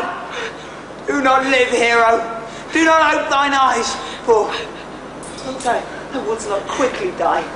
Thought I thy spirits were stronger than thy shames, myself would, and the rearward of thy reproaches strike at thy life. Grieved I am but one. Died I but thousands frugal nature's frame, oh, one too much by thee. Why was thou ever so lovely in mine eyes? Had I not, with charitable hand, taken up a beggar's issue at my gate to smirch it thus mired with infamy, I might have said, no part of this is mine. This shame derives itself from unknown loins. But mine, I love it, mine I praise it, mine so much, thank myself from my family and heart. It's fallen into a pit of ink. The ocean's wide and drops too few to wash her clean again, and salt too little may season give to her foul, tainted flesh. Sir, be patient. For my part, I'm so attired in wonder, I know not what to say.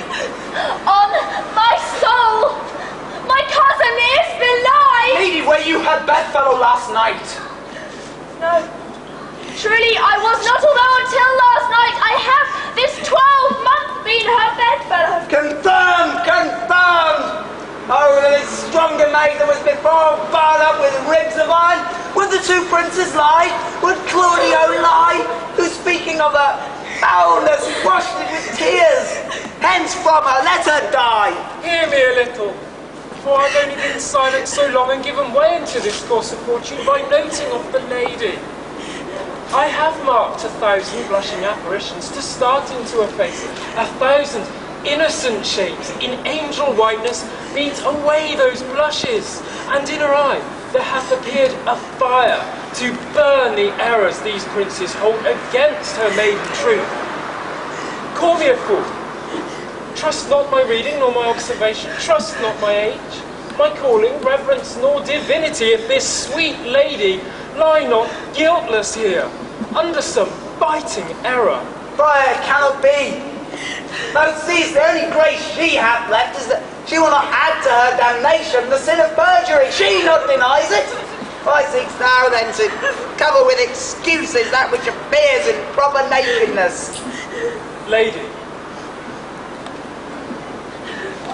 what man is he you are accused of? To accuse me. I know of none. I know more of any man alive than that which maiden modesty doth for it, and all my sins lack mercy.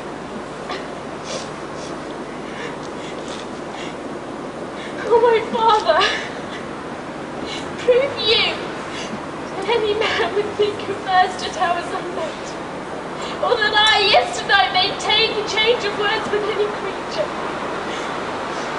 Refuse me, hate me, torture me to death. There is some strange misprison in the princes. Two of them have the very bent of honour.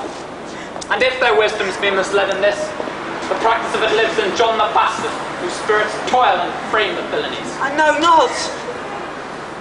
They speak true of her. These hands shall tear her. They wrong her honour. The proudest of them shall well hear of it. Time hath not So you dried up this blood of mine, or aid so eat up my invention, a fortune made such havoc of my means, a bad life reft me of my friends, that they shall find a weight in such a kind, both strength of limb and policy of mind, ability of means, choice of friends to quit me of them thoroughly. Pause a while, and let my counsel sway you in this case. Your daughter here, the prince is left for dead. Let her a while be secretly kept in, and publish it she is dead indeed.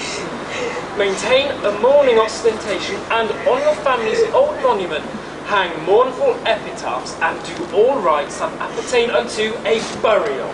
What shall become of this? What will this do? Marry, this, well carried, shall on her behalf change slander to remorse. That is some good.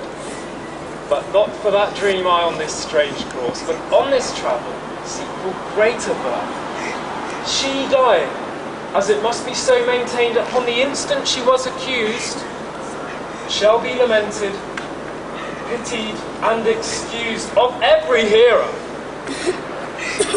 So will it fare with Claudio. When he shall hear she died upon his words, the idea of her life shall sweetly creep into his study of imagination, and every lovely organ of her life shall come apparelled in more precious habit, more moving, delicate, and full of life, into the eye and prospect of his soul, than when she lived indeed.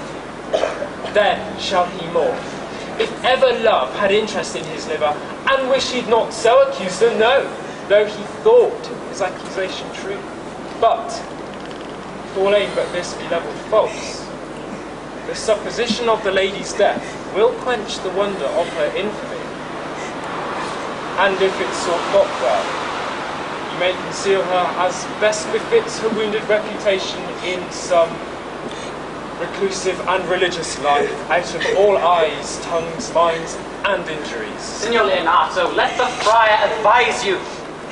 And though you know my Edwardness and love is very much unto the Prince and Claudio, yet by mine honour, I will deal as secretly and justly in this as your soul should with your body.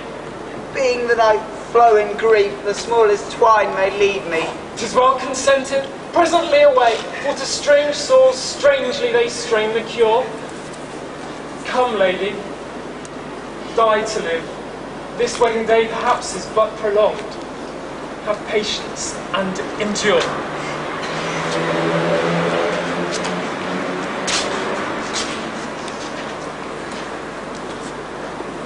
Lady Beatrice, have you wept all this while? Yea, and I will weep a while longer. I will not desire that. You have no reason. I do it freely.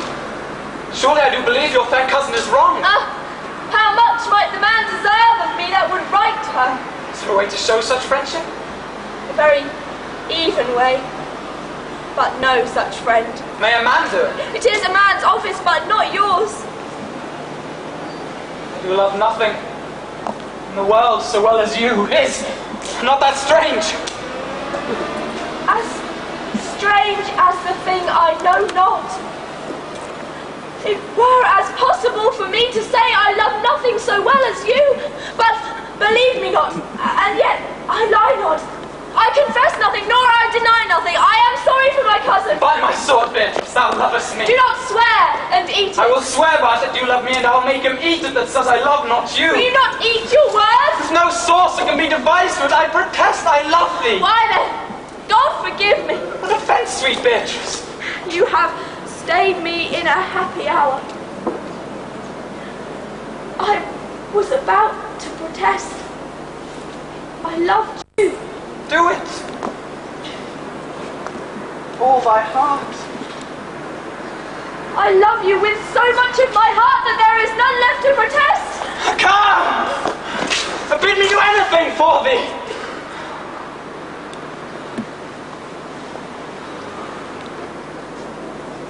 Kill Claudio. Huh? For the wide world. You kill me to deny it. Farewell. Very sweet Beatrice. I am gone though I am here. There is no love in you. Beatrice. Nay, I pray you let me go. We'll be friends You first. dare easier be friends with me than fight with my enemy. It's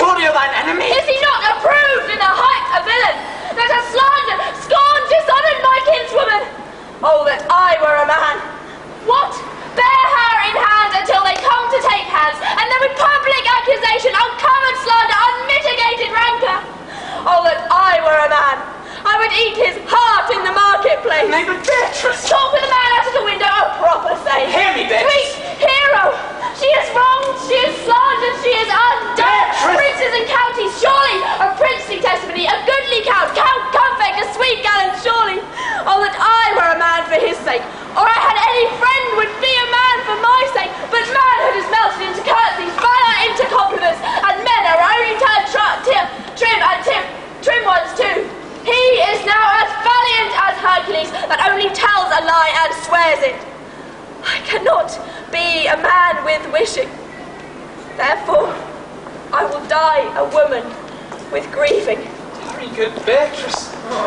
By this hand I love thee.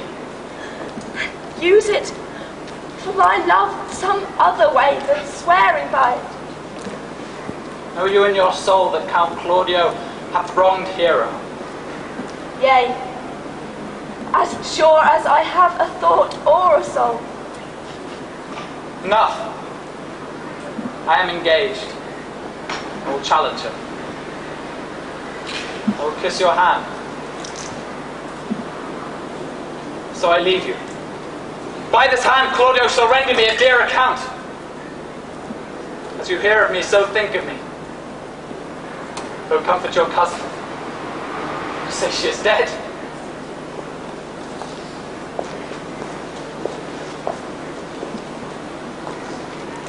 And so farewell.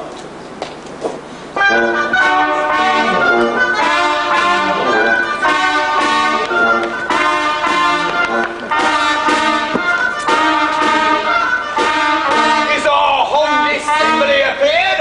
Oh, a stool and a cushion for the sexton. Which be the malefactors? Marry, that am I, and my partner. Nay, that's certain.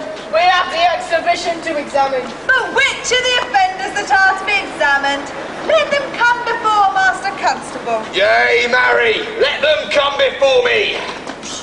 What is your name, friend? Baracchio.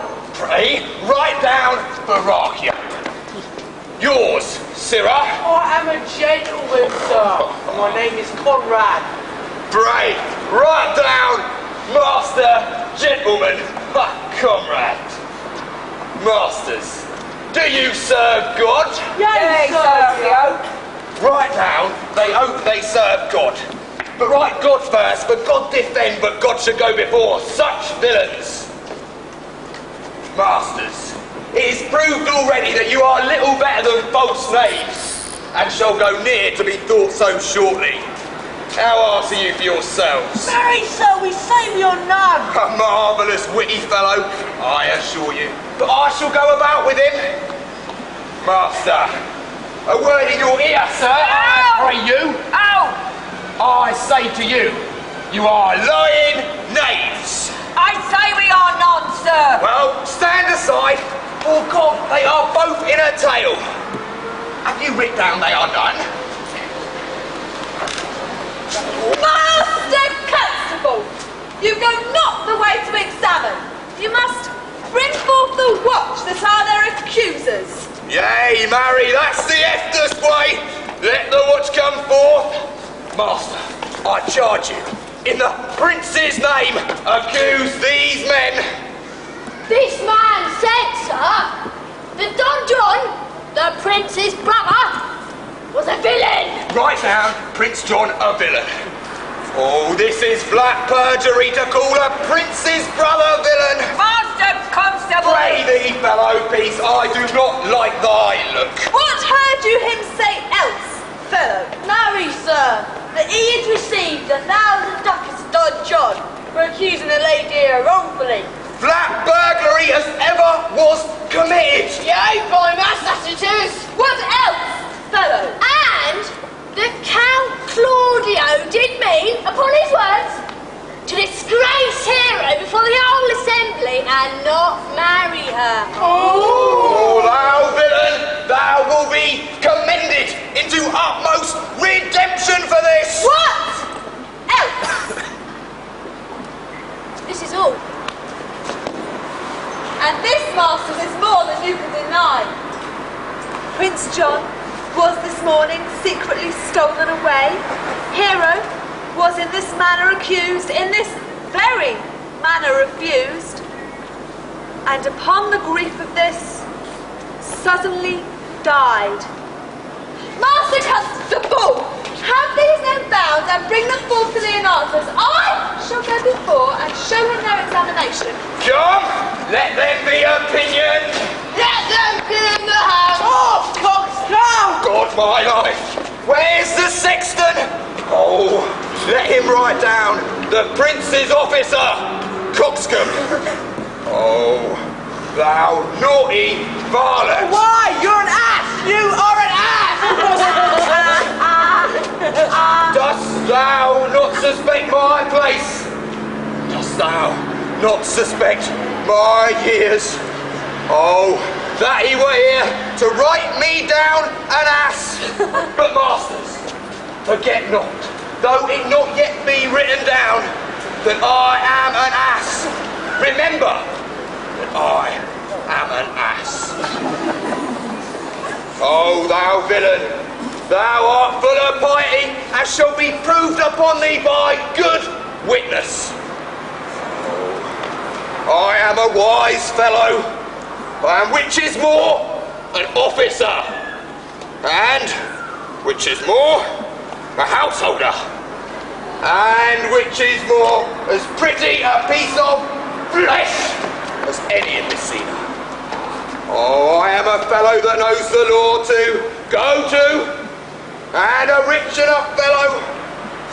I am one that hath had losses, but one that hath 2 gowns and everything handsome about him. Oh, take them away. Oh, that I had been writ down an ass.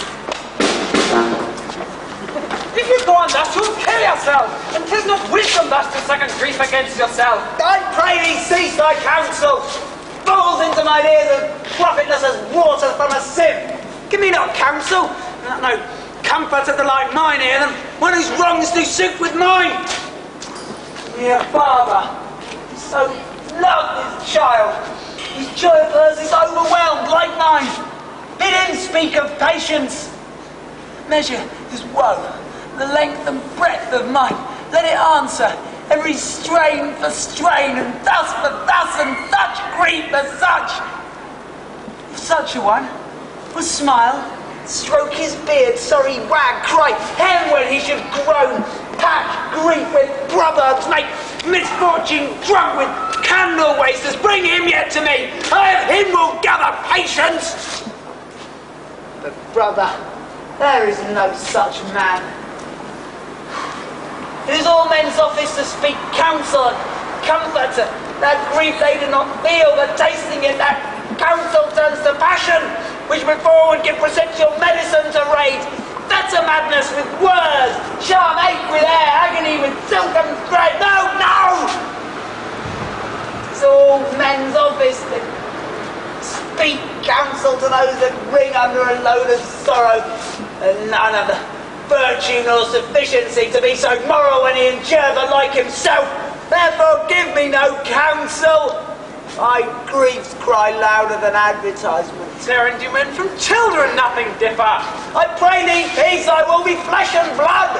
There was never yet philosopher that could endure the toothache patiently, however they had writ the style of gods, or made a push at chance and sufferance. Yet bend not all the harm upon yourself. Make those that do offend you suffer too. Thou speaks reason. Nay, I will do so. My soul doth tell me Hero is belied, and this shall the prince know, and Claudio, and all they that thus dishonour her. Here come the prince and Claudio hastily. Good den, good den. Good day to you both. Hear you, my lords. We have some haste, Leonardo. Some haste, my lords. Fare you well. Are you so hasty now? Nay, do not quarrel with us, good old man. If he could right himself from quarrelling, some of us would lie low. Who wrongs him? Marry, thou dost wrong me, thou dissembler, thou nay! Never lay thy hand upon thy sword, I fear thee not. Marry, beshrew my hand if it should give your age such cause of fear. In faith, my hand meant nothing to my sword. Tush, tush, never fleer and jest at me. I speak not like a dotard or a fool, but on the privilege of age, brag what I might have done being young, or could do were I not old. No, Claudio, to thy head. Thou hast so wronged mine innocent child and mine, that I am forced to lay my reverence by, and with grey hair and bruise of many years to challenge thee to a trial of man. I say, thou hast belied mine innocent child. Thy slander goes through and through her heart, and she lies buried now in a tomb with her ancestors where never scandal slight take that of hers, framed by thy villainy. My villainy? Thine, I say, Claudio, thine! You say not right, old man. My lord, I'll prove it on his body if he dare. His fight is nice fence, his active practice is May of youth, bloom of lusty. Away! I will not have to do with you. Canst thou so daft me, boy? Thou hast killed my child. If thou kills me, thou wilt kill a man. I shall kill two of us, and men indeed. But that's no matter. Let him answer me. Win me and wear me. Come follow me, boy. Come follow me, sir boy. I'll whip you from your pointing pin snares. I'm a gentleman. I will. Brother! Content yourself. God knows I love my niece, and she is dead. Slandered to death by villains that dare as well answer a man indeed as I dare take a serpent by the tongue. Boys, a braggart, Jack's mouth up. But brother! Content yourself.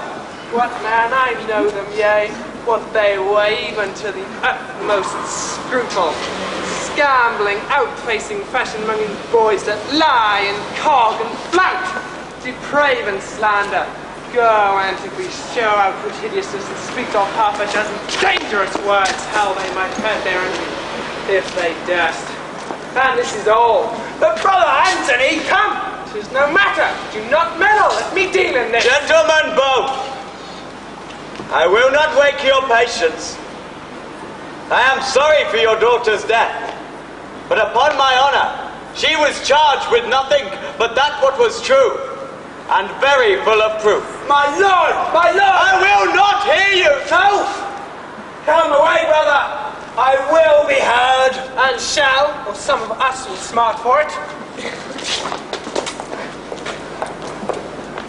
Ah, see, here comes the man we went to seek. Good senor, what news? Good day, my lord. How now, senor? You must have come to part almost afraid. We had like to have our two noses snapped off by two old men without teeth. Now, Leonardo and his brother, what thinkest thou? Had we fought, I doubt we'd been too young for them. In a false quarrel there is no true valor. I came to seek you both. We have been up and down to seek thee, but we are both high-proof melancholy, would fain have it beaten away. Wilt thou use thy wit? This is in my scabbard. Shall I draw it? Ooh, dost thou wear thy wit by thy I side? never already did so, but very many have been beside their wit. I will bid thee draw, as we do the minstrels draw to pleasure us. As I am an honest man, he doth look pale. Art thou sick? Or angry? Tush, man, fear not. Though care kill the cat, thou hast metal enough indeed to kill care. So I shall meet your wit in the career and do charge it against. I pray thee choose another subject. Nay, then, give him another staff, as last was broke across. By this light, I think he changes more and more. I think he be angry indeed. If he is, he knows how to turn his girdle. Speak a word in your ear. God bless me for a challenge. You are a villain. I jest not. I will make it good how you dare, with what you dare, and when you dare. Do me right, or I will protest your cowardice. You have killed a sweet lady, and her death shall fall heavy on you. Let me hear from you. Well, I will meet with you, so I may have good cheer. What? A feast? Hooray! A feast! In faith, I thank him. He hath bid me to the calf's head in a capon, for the which, if I do not carve most curiously, say my knife's naught. Shall I not find a woodcock too? Fare you well, boy, you know my mind. You break jests as braggarts do their swords, which God be thanked hurt not. My lord, for your many courtesies I thank you. I must discontinue your company. Your brother the bastard is fled from Messina. You have among you killed a sweet and innocent lady. My lord, Blackbeard here, he and I shall meet. Until then, peace be with him. He is in earnest. In most profound earnest. I'll warrant you for the love of Beatrice. And he hath challenged thee.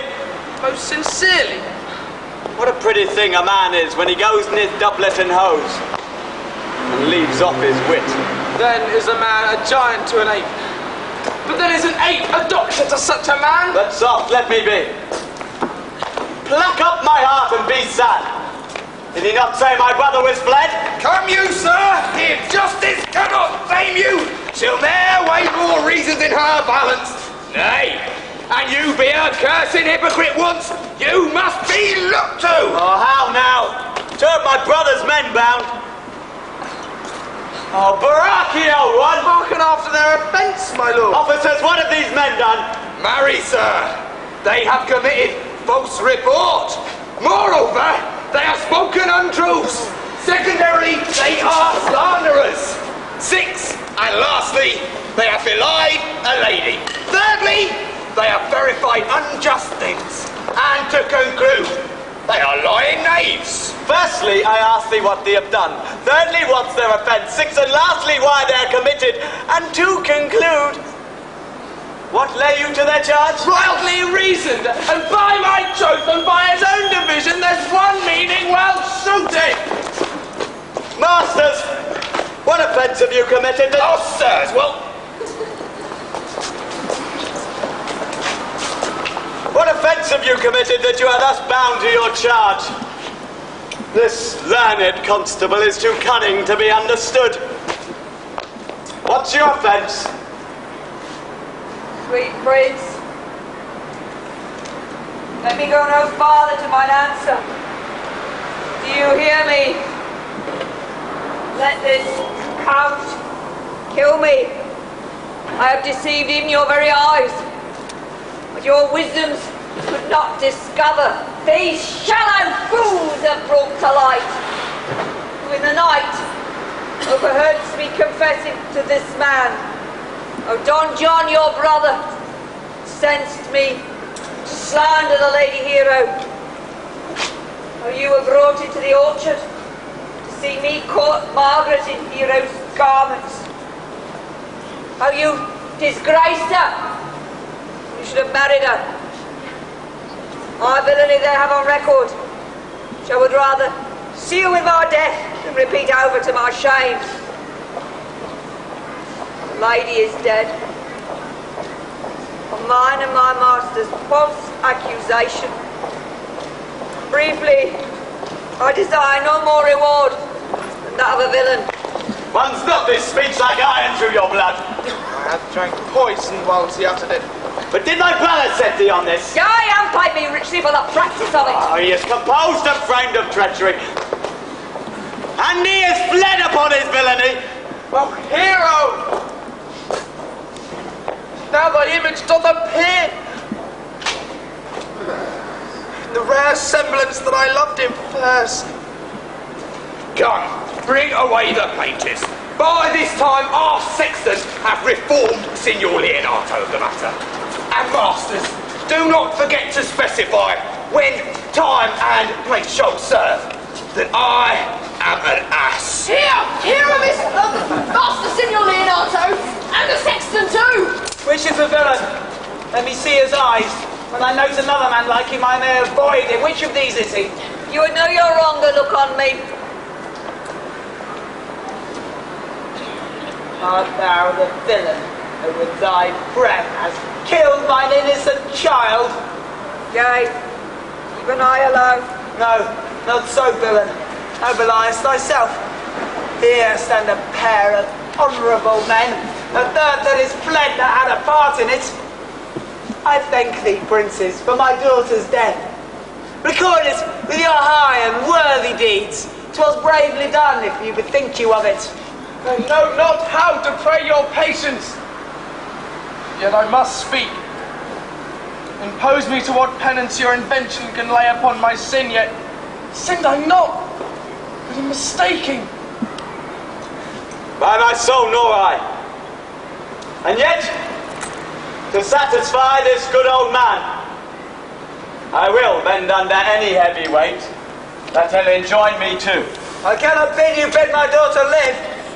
That were impossible. And I pray you both, impress upon the people here in Messina how innocently she died. And if your love labour aught in sad invention, go you to her tomb and hang an epitaph upon it. And sing it to her bones. Sing it tonight. Tomorrow morning, come you to my house. And if you would not be my son-in-law, be yet my nephew.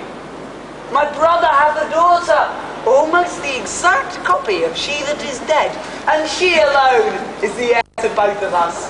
Do her the right you should have done my daughter, and so dies my revenge. Noble sir, your overkindness doth wring tears from me. I do embrace your offer, and so dispose for henceforth of poor Claudio.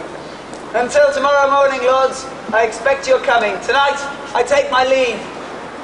This naughty man shall be brought face to face with Margaret, who I believe was hacked in illness in some way, hired to it by your brother. No, by my soul she was not, nor knew not what she did when she spoke to me, and hath always been trusty and virtuous in all that I do know of her. Moreover, sir, which is indeed not yet under white and black, this plaintiff here, the offender, did call me ass.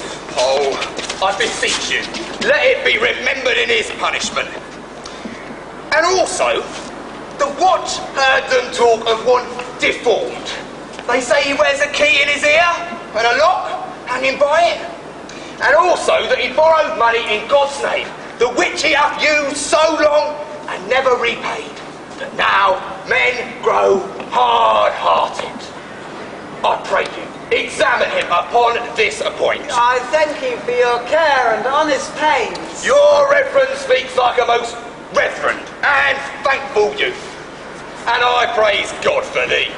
Here's for thy pains. God save the foundations! Go, I discharge thee of thy prisoner, and I thank thee. I leave an arrant knave with your worship, which I beseech your worship to correct yourself for the example of others. Only I thank God for your worship. God keep your worship. I wish your worship well. God restore you to health, and if a merry meeting be wished, God prohibit it. Come, neighbour! Until tomorrow morning, lords. Fare you well. Farewell, my lords. We look for you tomorrow. We will not fail. Tonight I'll mourn with Hero. Bring you these fellows on. We'll talk with Margaret to see how her acquaintance grew with this lewd fellow.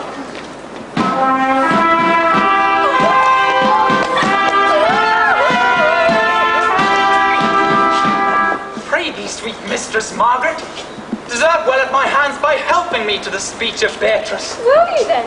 Write me a sonnet of his life. So high a star, Margaret, that no man living shall come over it, for in most comely truth thou deservest it. To have no man come over me? Why should I always keep below stairs? Thy wit is as quick as the greyhound's mouth. It catches. And yours as blunt as the fencer's foils, which hit.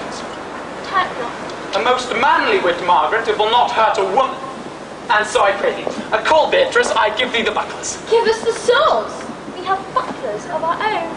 If you use them, Margaret, you must needs put a pike with a vice, and they are dangerous weapons for maids. Well, I will call Beatrice to you, who I think have legs. And therefore will come.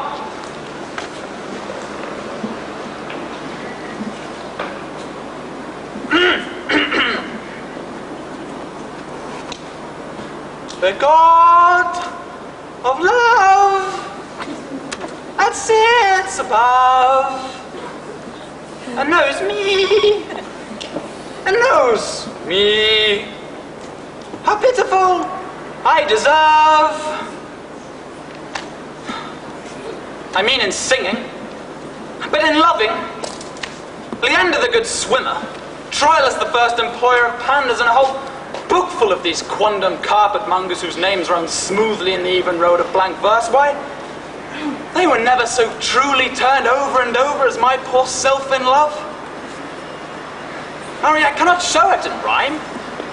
I've tried. I can find out no rhyme for lady, but baby, an innocent rhyme. For scorn, Whore. A hard rhyme. School. Fool. A babbling rhyme. Very ominous endings. No. I was not born under a rhyming planet, nor I cannot woo in festival terms. Sweet Beatrice, wouldst thou come when I called thee? Yea, signor, and depart when you bid me. I'll stay but till then. Then is spoken, fare you well.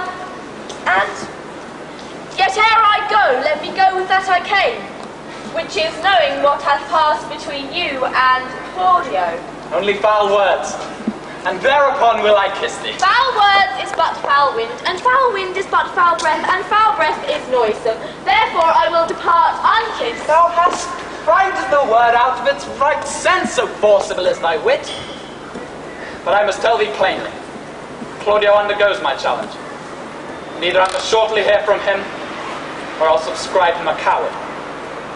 And now I pray thee, tell me, which of my bad parts thou first fall in love with me? For them all together, which maintain so politic a state of evil that they would not admit any good part to intermingle with them.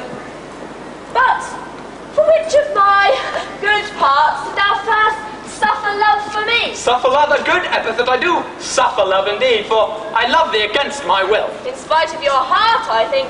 Alas, poor heart, if you spite it for my sake, I will spite it for yours, for I will never love any that my friend takes. Thou and I are too wise to woo peaceably. It appears not in this confession. There's not one wise man among 20 that will praise himself. An old instance, Beatrice, had lived in the time of good neighbours. Now I pray thee, tell me, how doth your cousin? Very ill. How do you? Very ill too. Serve God. Love me and men. Madam! There will I lead you to, for here comes one in Your haste. uncles, yonder's old coil at home. It is proved my lady hero hath been falsely accused. The prince and Claudio mightily abused. And Don John, the author of all, is fled and gone. Will you come presently? Will you come, signor, to hear this news? I will live in thy heart, die in thy lap, and be buried in thy eyes, and moreover I will go with thee to thy uncle's.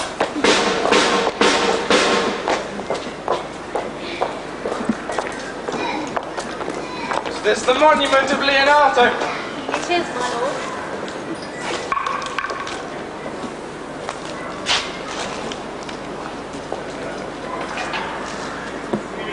Done to death by slanderous tongues was the hero that here lies.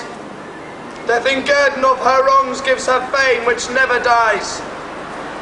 So the life that died with shame lives in death with glorious fame.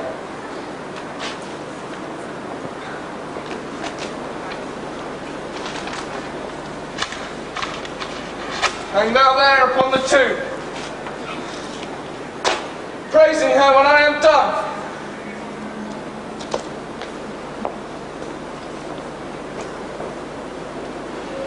Now music, sound, and sing your solemn hymn.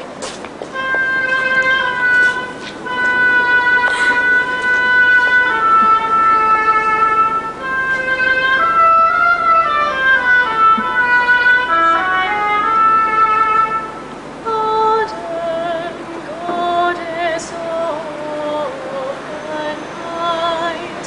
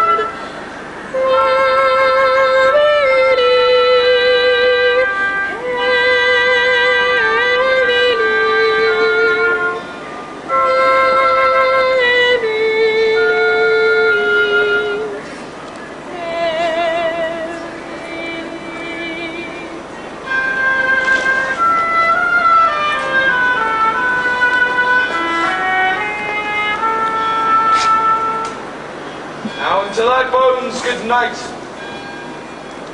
Yearly will I do this right. Good morrow. The wolves of prey, and the wheels of Phoebus round about, dapples the drowsy east with spots of grey. Come, let us hence, and to Leonato's we must go. And Hymen, now with luckier issue speeds than this, for whom we render up this woe.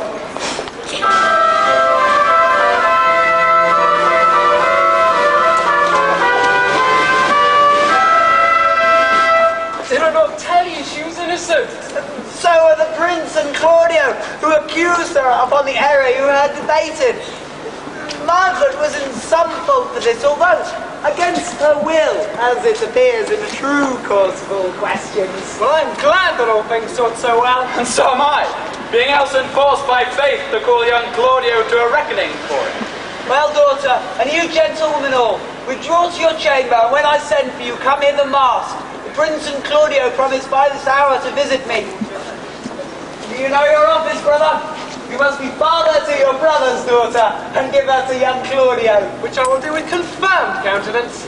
Friar, I must entreat your pains, I think. To do what, senor? To bind me, or undo me, one of them.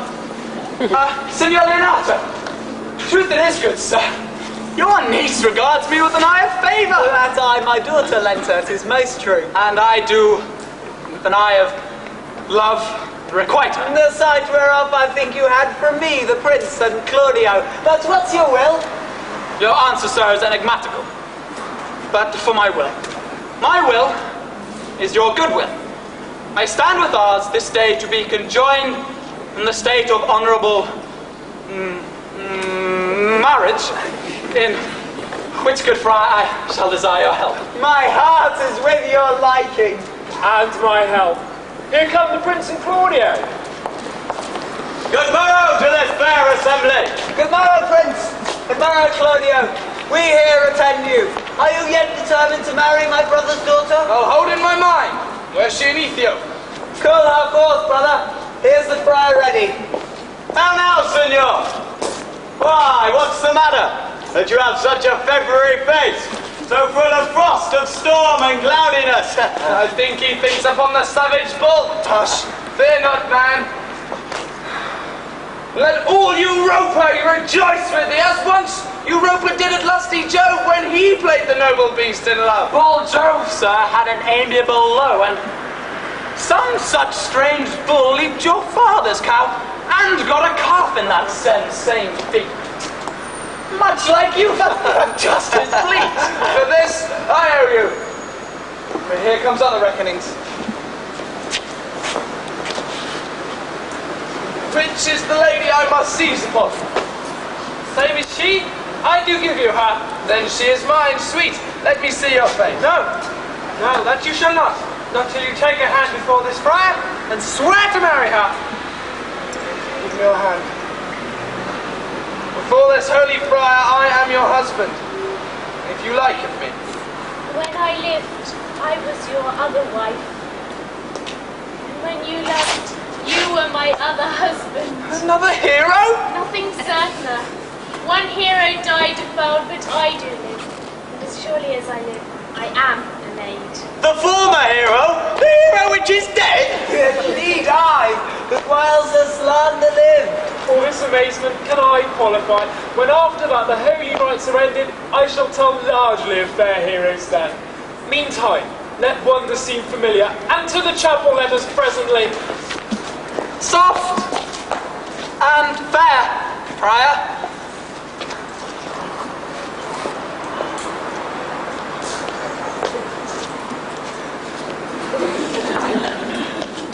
Which is Beatrice? I answer to that name. What is your will? Do not you love me? No, more than reason. Why, then your uncle, the Prince and Claudio, are much deceived. The days before you did. Do not you love me? Just no more than reason. Why then, my cousin Margaret and Ursula are much deceitful, and did swear you did. They swore you were almost sick for me. They swore you were well nigh dead for me. Tis no such matter. Then you do not love? No.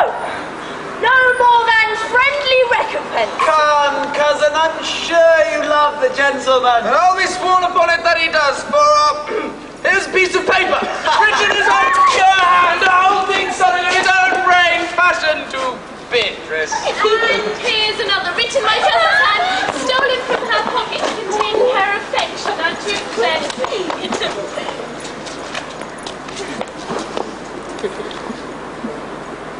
Oh! A miracle! In their own hands against our hearts! Come!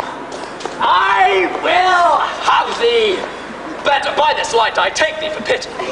I would not deny you, but by this good day I yield upon great persuasion, and partly to save your life, for I was told you were in a consumption. Peace!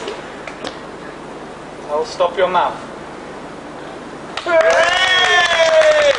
How dost thou, Benedict? The married man? I'll tell thee what, Prince, a college of wit crackers cannot flout me out of my good humour. In brief, since I do purpose to marry, I'll think nothing to any purpose that the world can say against it. Therefore, never flout me for what I have said against it, for man is a giddy thing, and this is my conclusion. For thy part, Claudio, I did think to have beaten thee, but in that thou'd like to be my kinsman, live unbruised, and love my cousin. I had well hoped that you had denied Beatrice, that I might have cudgelled you out of a single life and made you a double dealer, which thou wilt be if my cousin do look exceedingly narrowly on thee. Come, come, we are friends. Let's have a dance, so we marry. We light in our own hearts and our wives' heels. We'll have dancing afterwards. Best on my word, therefore play music. Prince, what's sad? Get thee a wife. Get thee a wife. There's no staff more reverend than one tipped with horn. My lord! Your brother John is ta'en in flight and brought with armed men back to Messina. Think not on him till tomorrow. I'll devise thee brave punishments for him. Strike up! Pipers!